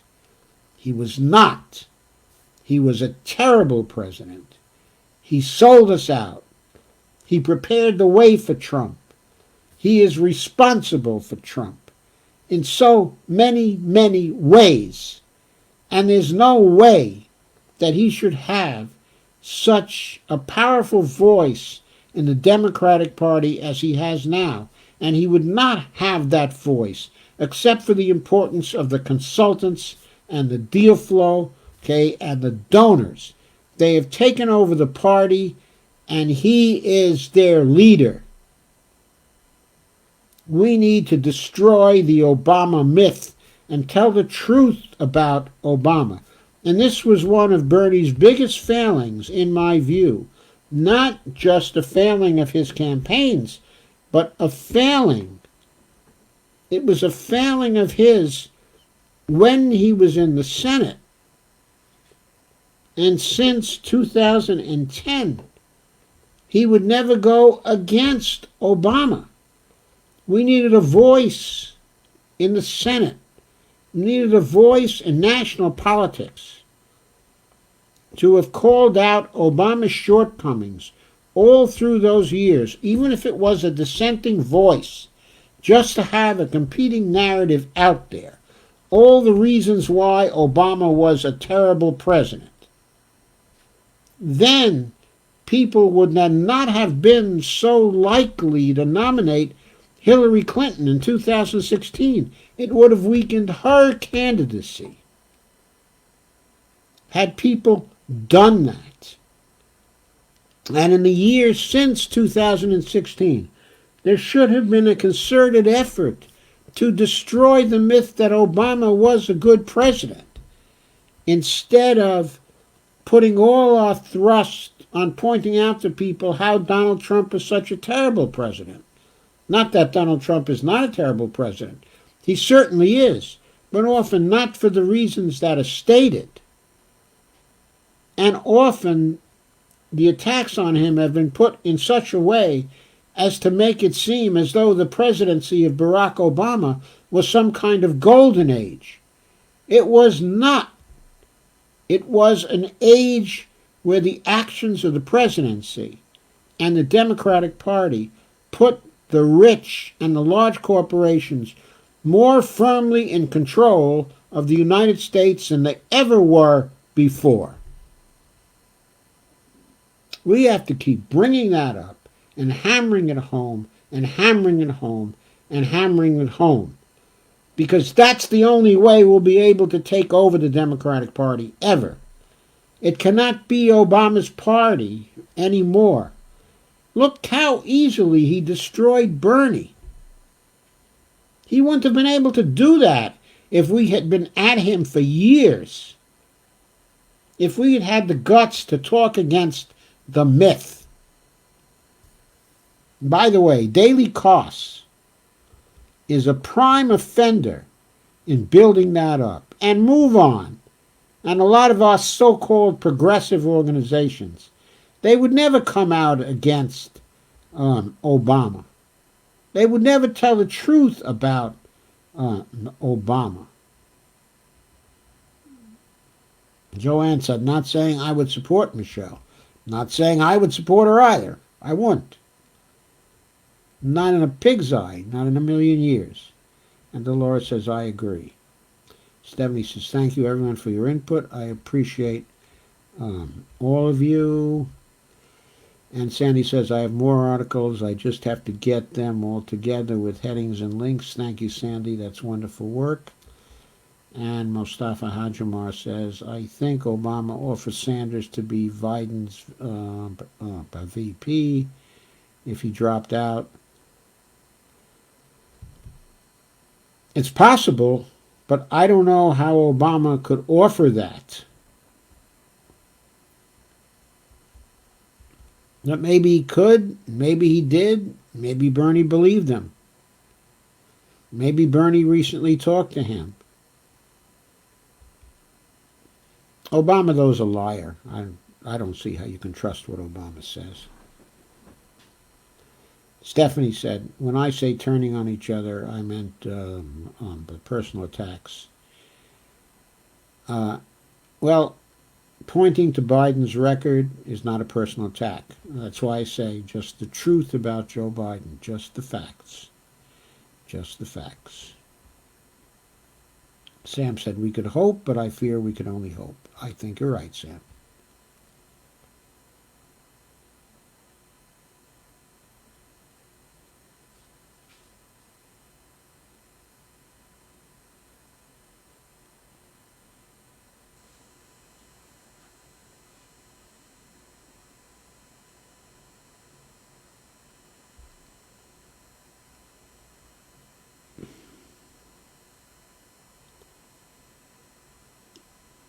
Kay says, YW. Honey Cherry Connolly says, hi, back, sent you a friend request.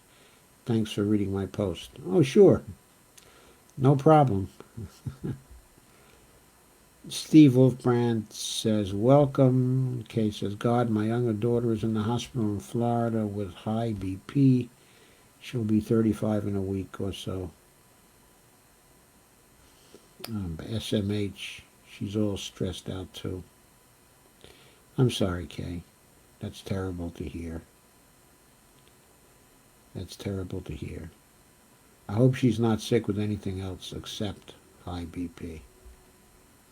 I think they can probably help with that. Steve Wolfbrand, $2 Chucky? Well, it's $3 Chucky here. Yes, it's actually their red blend, Steve. It's $2.99 here. Yes. Is the wine to help with the resveratrol? In part, Carmen, yes, in part. That is the reason for the wine. In part, it's also because I like red wine. And Steve says, Chuck, yeah, I got that. And Stephanie says, Sam, it's great seeing you again. Sherry says, hashtag climate crisis, still a major problem. 2 nights in the last 5 days or so. There are major tornadoes in the south, terrible losses. Yeah, they gave us a tornado warning here today, but as far as I know, it never materialized. Here, by the way, is Ashburn, Virginia.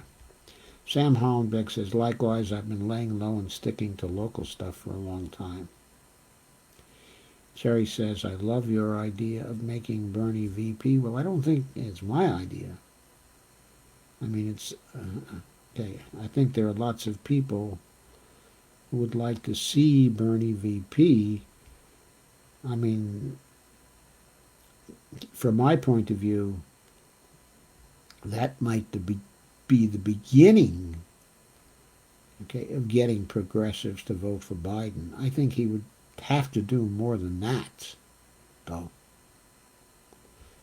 I think he would really have to try to change policy, and he would have to run on those particular policies. Both he and Bernie together would have to run on a Medicare for All policy, and he would have to explain why and how he changed his mind about it. He has a lot of good things he can cite for changing his mind. I mean, if Bernie ran with him, he can talk about what the coronavirus has shown us, that it's shown us that Medicare for All is really a necessity. He could come to believe in it. He could make a credible case for it. So, if he embraced Medicare for All, if he embraced the Green New Deal, if he embraced forgiving student loan debt, okay, for everybody, if he embraced a number of the other Bernie Sanders policies, and if he quit worrying about freaking lowering the deficit and following Obama's pattern, okay, of behavior, I suspect that he and Bernie could get along fine. And I suspect that if he were president and he allowed Bernie to act as his conscience, things might go pretty well.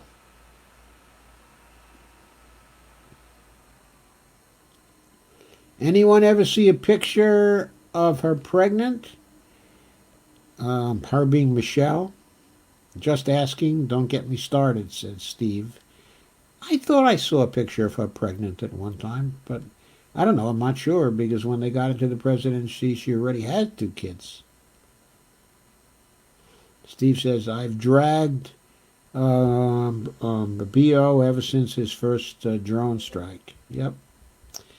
Kay said, I knew Hope and Change was crap as soon as I saw his cabinet. Me too.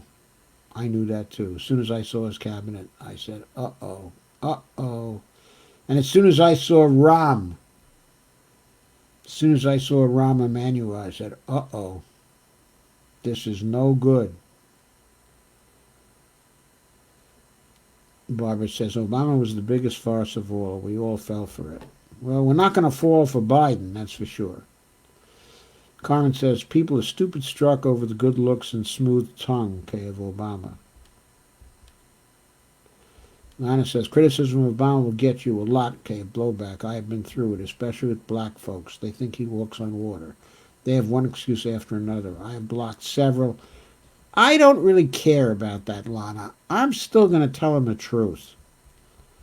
I'm going to tell him the truth. I really don't give a damn about that.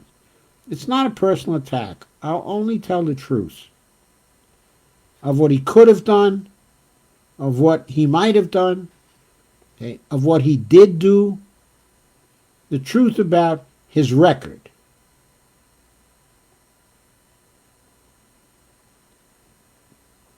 Yeah, well, they can call me a racist all they want.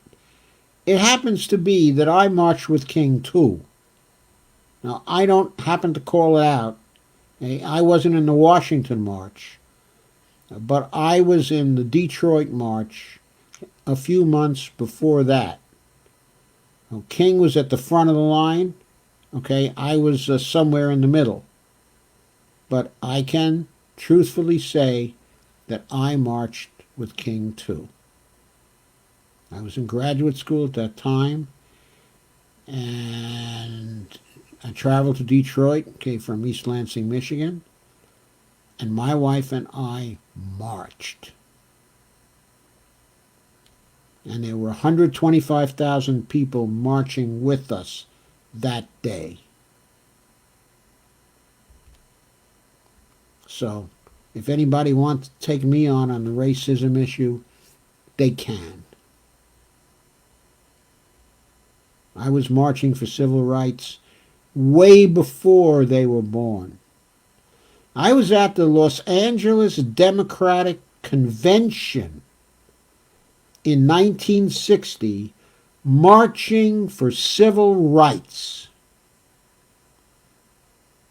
We had a vigil going for the whole convention, all the convention, outside of the convention hall, marching for civil rights.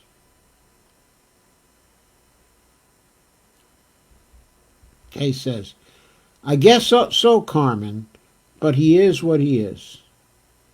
And Rick Maynard says, Kay, night all. Steve said, I know, Kay. Stephanie said, personal attacks on each other. Carmen said, why do you always go on this psycho babble tangent? Oh, Michelle. Steve says, good night. He's getting tired. Okay, Evelina Pont. Having been the first black American president is something that sticks with many people. It sticks with me, too. I mean, I voted for him twice. I mean, after all, I thought he'd be better than Romney, right? So on that occasion, you know, I voted for the lesser of two evils. In 2008, I really had hopes for him. Very, very high hopes. After all, you know, he'd been a community organizer.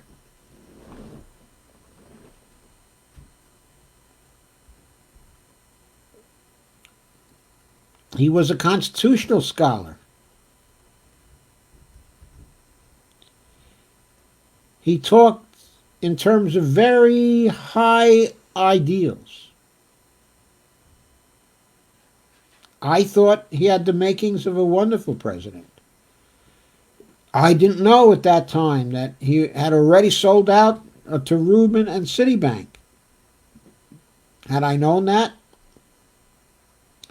I would have felt entirely differently about him. But on that first day, when he won, and he went into Grant Park to give that speech, we were watching on television, and we cried. At that moment, at that time, we really loved Obama. Stephanie said, I'm talking about the infighting. Talking about the infighting among the left, okay? It's dividing us up. Well, you have to talk about the truth, you have to talk about the issues, and you have to refrain from making any personal attacks. No ad hominems. No labeling. No fighting words. No accusing people of dishonesty. It's very hard. It takes real discipline day after day after day. But that's what you have to do if you don't want to divide people up. Kay says, I know Evelina, but he was piss poor for most of us. He was. He absolutely was. Sherry says, vitamin E does wonders for my blood pressure. Yes, but it's vitamin D for COVID-19. Vitamin D for COVID-19. It's likely vitamin D has a very good effect in strengthening the immune system, helping you to avoid COVID-19. I think it's likely. I'm not a doctor. I can't give medical advice. But I'm taking vitamin D3 in fairly high doses each day. I take, what is it? I take 6,000 international units a day, vitamin D3. Kay says, mine too. I've taken it every day for years now. Evelina says, too many egos or just stubbornness. Steve says, I've done the research. But Buddy Butt wouldn't be our first gay president. Not that there's anything wrong with that. Jerry says Biden has expressive aphasia, cause unknown. What does expressive aphasia do, Cherry? I will look up expressive aphasia. I haven't come across that name before. Lana says, I personally hope Bernie and Biden keep doing these live streams. Then we can see the reactions and how things are processing. Yeah, that would be very valuable to see. I hope it stays. Lana says, I don't mind telling the truth either. I'm just warning you. Carmen says, and it's devastating.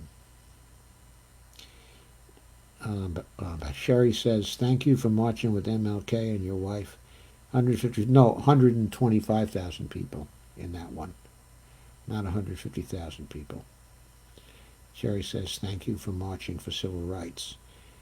At the convention, it wasn't yet very popular to march for civil rights.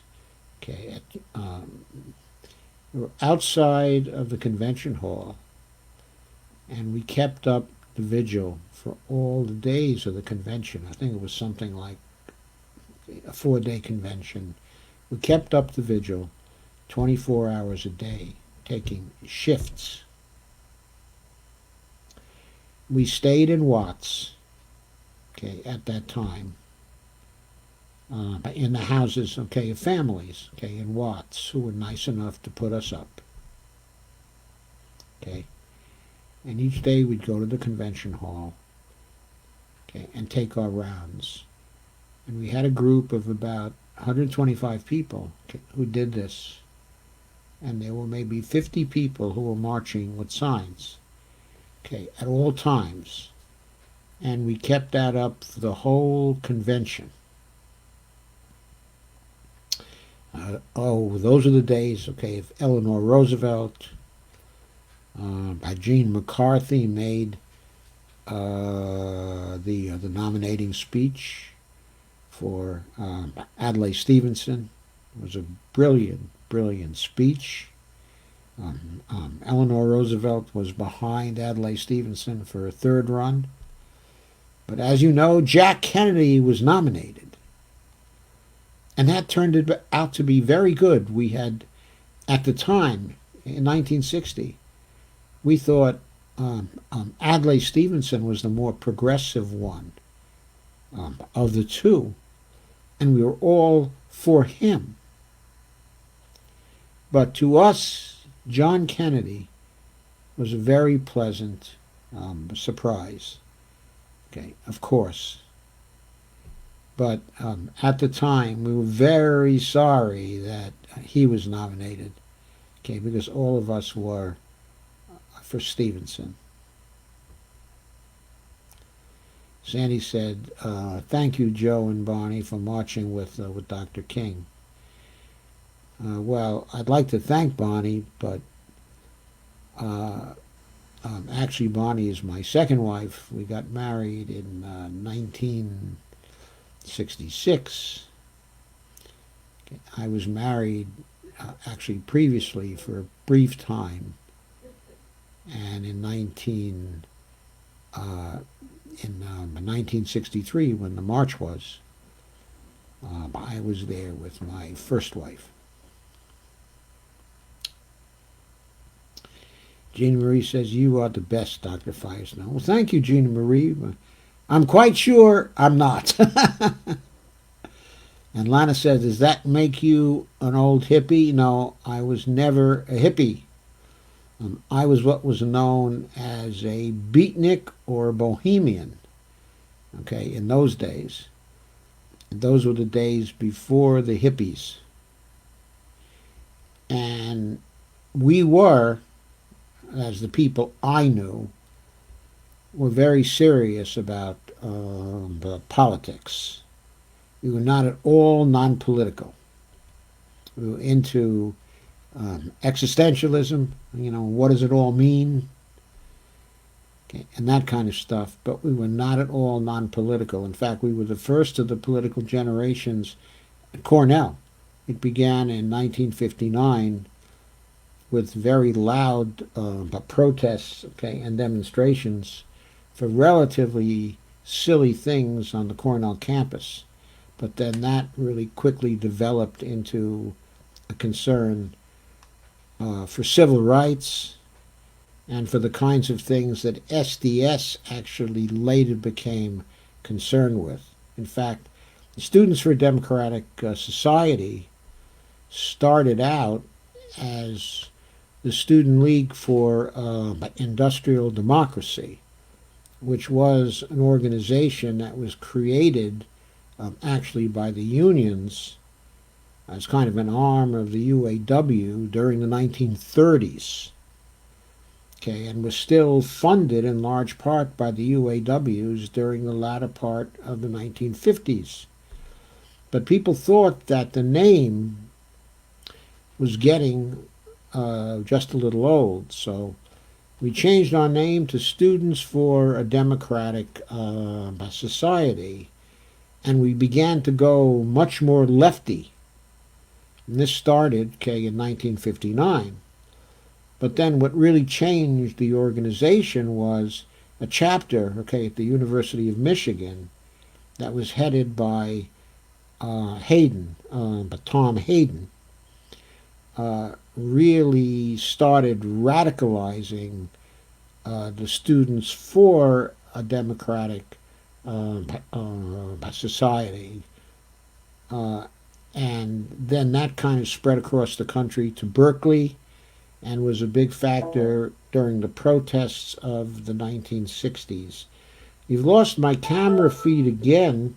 You can probably still hear me, but I am pretty sure that I won't be able to easily start this, so I'll have to unplug my camera and plug it in again. So bear with me for another minute, please. Oh no! That was easy. That one was easy. So, no, I was never a hippie, and I always rather deplored the hippies because they were never serious about politics. And that drove me batty because I always thought it was all about politics. Okay. So, we during the late 50s and early 60s, we were very radical from a political point of view. Joanne says, Obama caved to Paul Ryan and McConnell. Well, I wouldn't say he caved to Paul Ryan, caved to McConnell. What I would say is that he collaborated with Paul Ryan and Mitch McConnell to get the results wanted. Obama wanted austerity. Obama walked hand in hand with the Peterson Foundation, okay, and Peter G. Peterson. Okay, he collaborated with the No Labels people. He didn't want actual democracy. He wanted elitist control of the government. And he wanted himself to be at the head of that. Cherry says, Obama seemed to me that he was a coward, walked the safe line, afraid for his children's safety or something. I wouldn't put it quite in that way, but I would say that he was a very upwardly mobile person who was really all about himself and his family. Very devoted to his family. I think this had roots in his childhood, and the fact that his father left his mother, okay, and went back to Africa. Okay, and I think his father constituted a kind of an anti-model that he himself wanted to stay away from. He always wanted to be very strongly for his own family. He wanted to be about his own family first, and he wanted to make them really a part of the aristocracy. And I think that's what he was always about. And he played to that. He used the hopes of people, and he used the Democratic Party to get that. And he never wanted to antagonize the donors. And the reason why he never wanted to do that is because he wanted to follow the Clinton model of getting rich after you get out of the presidency. And that's exactly what he's done. Exactly what he's done. Barbara said, I marched against the Vietnam War on several occasions, carrying candles and singing and Give Peace a Chance. Yes, Barbara, so did I at the same time, or perhaps it was at the same time. In fact, I was at the Vietnam teach-in, in Washington. I then went to that too and was part of that protest. That was quite a thing. I mean, believe me. I wrote in from East Lansing on that as well, and I went to that. And I'll never forget. Oh, we arrived in D.C. at roughly 3 o'clock in the morning. 4 people with a great deal of idealism, quite young. And the first place we went to was to see President Lincoln at 3 o'clock in the morning, at the memorial. And we went there and we stared and we looked up and we all imagined various things. And then a cop chased us out and asked us what we were doing at the memorial at 3 in the morning. And then we rode to our hotel.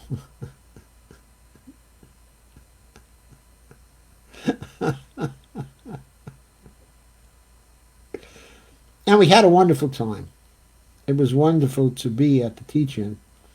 And actually the model of that teach-in had some relevance actually recently, because when I got the idea for and helped to organize the Fiscal Sustainability Teach-In Counter Conference, which was an MMT Teach-In and Counter Conference in Washington, D.C., at the same time as but Peter G. Peterson was having the first of his fiscal summits in 2010. We tried to create the Teach-In Counter Conference on the model, the Vietnam Teach-In. Of course, it wasn't as grand. There were very few people there, but we had only 3 weeks to organize it, and we did that, and we had a successful conference, and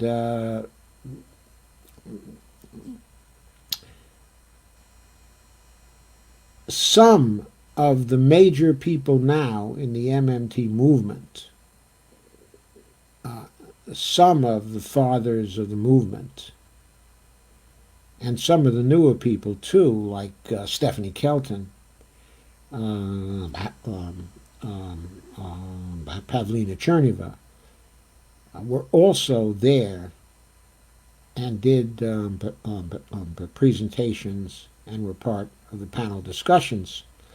But also Bill Mitchell was there, Warren Mosler was there, and Randy Ray, who are kind of acknowledged to be the 3 primary fathers of MMT, at this point. They were all there too. And it was quite a one-day conference that we had.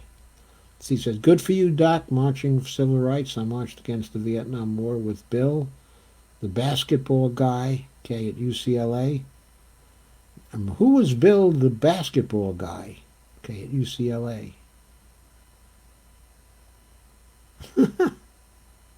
Oh, Bill Walton. Now, Bill Walton, right? Bill Walton. Boy, that guy. He just had boundless energy. Carmen said, got to be careful with vitamin E. Barbara Warnick said, I did too, and for civil rights and anti-nukes. Oh, but Joanne said that. Lana Dell said, C and D.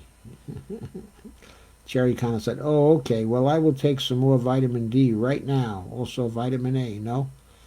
I don't know. I don't know. I can't speak for vitamin A. Carmen said, I bought my vitamin D after listening to Dr. Campbell of the UK. I've been taking vitamin D for years and years, but I also listened to Dr. Campbell talking about as well. In fact, in his broadcast today, he opined again that he thinks that the relative success of Australia in combating the virus probably had to do with the fact that it's a very sunny place and the people in it are able to easily create vitamin D.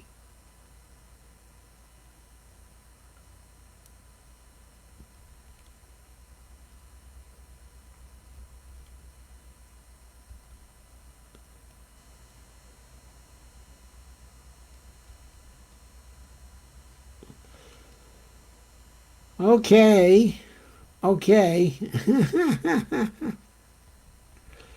Okay, folks, I'd like to read through the rest of your comments, but I've been on here for 2 hours and 17 minutes, and I think it's time to say good night. Thank you for coming. Thank you for staying. Okay, I really enjoyed myself tonight. I hope that you did too. And I'll be back tomorrow for what I hope, okay, is another good one. Okay, Lana says, Adlai Stevenson of Illinois, a road in Springfield, Illinois, is named for him. Yeah, there might be more than one road because there was an Adlai Stevenson Senior.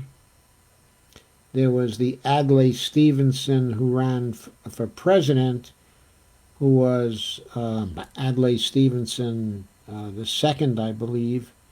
And then his son was Adlai Stevenson the third, who was also a senator from the state of Illinois for a while.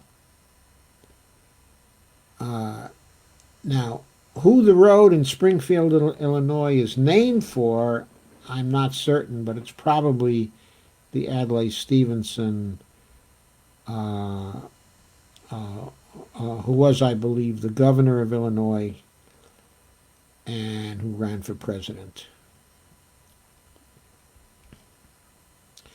Okay, my memory of exactly who did what. Lana said, no, I lied. Stevenson was born in L.A., but there is a road in Illinois named for him. Which of the Stevensons was born?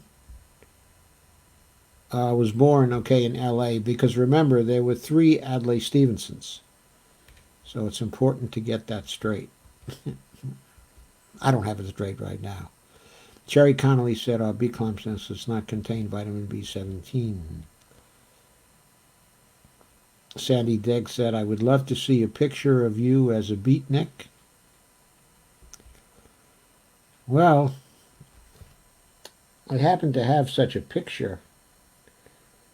It was actually a portrait that was done of me by an artist, and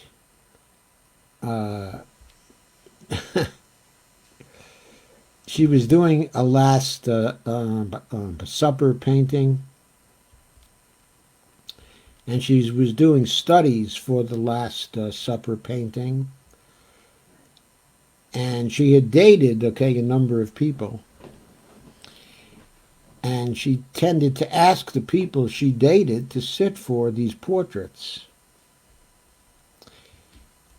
Anyway, I don't know how she arrived at that. I hope it was because of my coloring and, my general outlook. But for better or for worse, she painted me as the portrait study for Judas in her Last Supper painting. Barbara Reed. I was a research associate on the faculty of Cornell and right there with you from the early 1960s on. Beatnik Radical proudly, SDS too. Oh, that's interesting. I graduated in 1960. Okay, I actually graduated uh, I think it was in January of 1960. It was at the end of the 59 to 60 semester. I was one of the founders of the Cornell Forum. You might know that. And I was also uh, one of the original people who took part in the renaming of SLID, okay, to SDS. So you were a research associate on the faculty of Cornell. I was in undergraduate school there. And when I graduated, I went from there to Michigan State. That's where I got my MA and my PhD. I was a student of Ted Lowy's, okay, Andrew Hacker's, and Steve Muller's there. They were the people, okay, on my honors committee.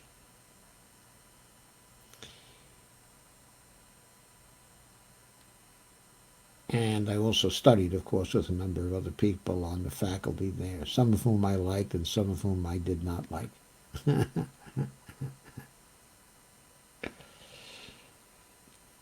Okay, says I married my first hubby to save his ass from the draft when I was only 16. My ultimate anti-draft war protest ruined my whole life. Laugh out loud. Sherry said we made Earth Day. Thank you for sharing that story, Joe. Sounds like quite an adventure. Well, there was another reason why it was an adventure. Well, I'm not going to go into the whole deal about this because I'll be here for another half hour. But basically, what happened, Steve, is that we drove out to California, 4 people from Cornell. I drove out to California to demonstrate at the convention. And we took the northern route, okay, to California. And we drove into Sacramento. Then we drove over to Berkeley. We picked up a friend of ours, okay, at Berkeley, because she wanted to go to L.A. So we picked her up. We drove down on the coast road. Our car broke down in the middle of the night on the coast road. We had to junk it. We pooled all our money, and we bought another car. And then we went down to the convention, and we demonstrated and protested for the whole convention. After that was over, we came back on the southern route, going through Death Valley and so on. And on the way back to the east, we stopped at the Highlander Folk School in Mont Eagle, Tennessee. And that's where we first heard the anthem of the Civil Rights Movement, "We Shall Overcome." That was really something. Anyway, good night, everybody. And take care.